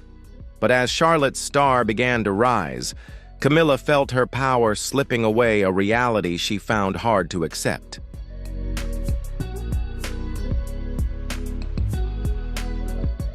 Though no longer directly involved, Princess Diana's presence still loomed over every royal decision. Camilla believed her own legacy was firmly established until a single speech by William and Catherine completely rewrote the narrative. In response, Camilla quickly called an emergency meeting with senior palace advisors. Some sources claim she confronted Charles, demanding he release a statement to restore order and reassert the royal hierarchy, but Charles reportedly refused. Tired and frustrated, he merely muttered, "Let it play out. It has already begun."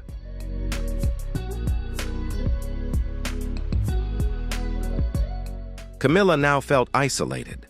Her relationship with the princess and the steadfast guardian of royal traditions had changed, and with her dislike for public displays, she viewed William's statements as thoughtless and disrespectful toward his father. However, for the first time in years, Camilla and Catherine found common ground, not through friendship, but through shared opposition. Together, they aimed to rally senior palace officials, arguing that William's bold move could destabilize the monarchy's carefully constructed public image. But the tide had turned. Staff once loyal to Charles and Camilla began shifting their allegiance to William and Catherine.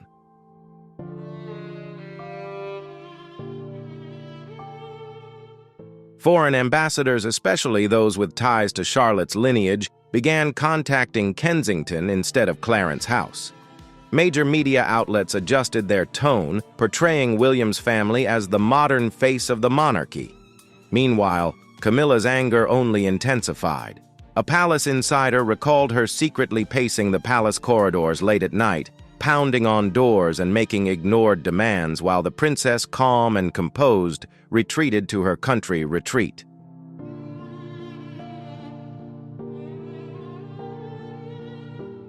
But the truth was clear. The public had chosen a new royal family, William, Catherine, Charlotte, and George. While the media spotlight illuminated Princess Charlotte's ascent and William's bold declaration, few noticed the quiet strategic power play unfolding behind the scenes. Catherine, Princess of Wales, was praised for her natural grace, serene smile, and public elegance.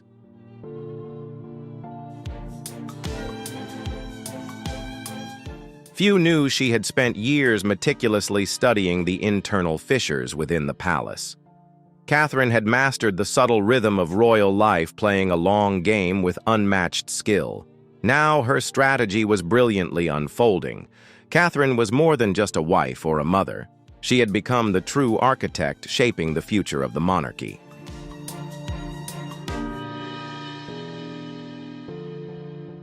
While Camilla struggled to regain public affection, Catherine had captured genuine adoration. This wasn't a manufactured image, but love born from sincere moments. Every visit to a children's hospital, every shared laugh with an anxious child, and every warm moment with her own children radiated authenticity.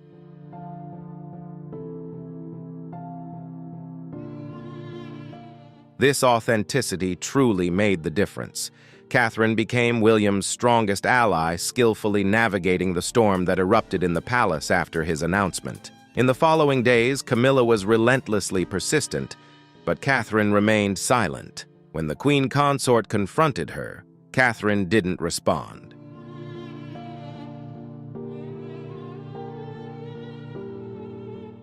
Her calm restraint spoke volumes, yet behind closed doors, she was far from passive. Every night she met with William to review public reactions, media coverage, and plan their next moves. Charles's loyal advisors began to gravitate towards William and Catherine. Impressed by the clarity of their vision, it was rumored that Catherine had quietly commissioned public surveys months earlier to gauge support for Charlotte's increasing role.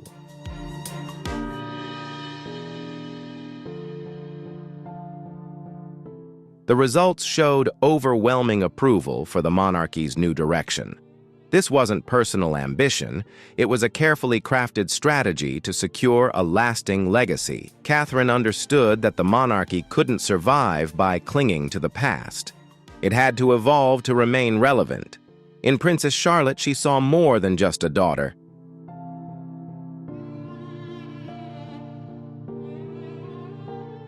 She saw the embodiment of the crown's future, Diana's compassion and leadership, Elizabeth's wisdom, and Catherine's quiet strength. Her power wasn't inherited. It was forged through perseverance and proven capability. Catherine's ambition wasn't about glory or control. It was about ensuring stability and continuity for a monarchy her children would be proud to shape, not just inherit.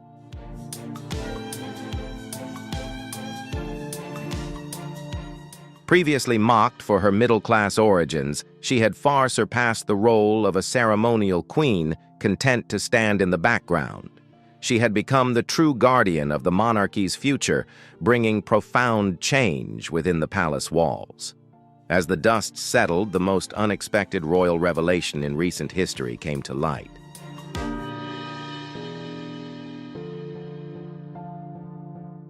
The future of the monarchy is no longer speculation. Prince William, Princess Catherine, Princess Charlotte, and Prince George stepped forward proudly to show the world what lies ahead. Charlotte, calm and graceful, commanded headlines and captured hearts. Her natural grace and striking resemblance to Princess Diana and Queen Elizabeth are undeniable.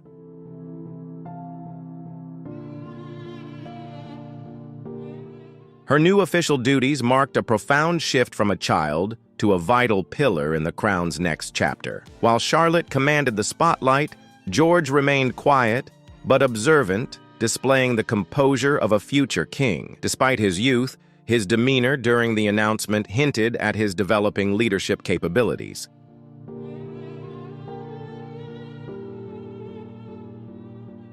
This isn't just about royal duties. It's about a family committed to leading the monarchy with authenticity and humility, not ego. Behind it all, William and Catherine stand firm as the quiet architects of a new royal era. Their presence doesn't just symbolize power, it sends a clear message. The future of the monarchy is no longer solely based on the throne or ancient lineage.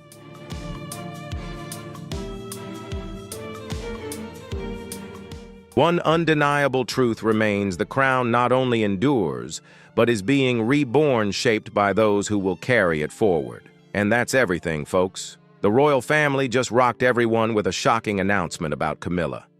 What does this mean for the future of the monarchy? Will her influence still shape royal affairs, or is a new era truly beginning? We want to hear from you. Share your thoughts in the comments below, and don't forget to like, share, and subscribe for the latest updates from the royal world. Stay tuned. This story is just beginning.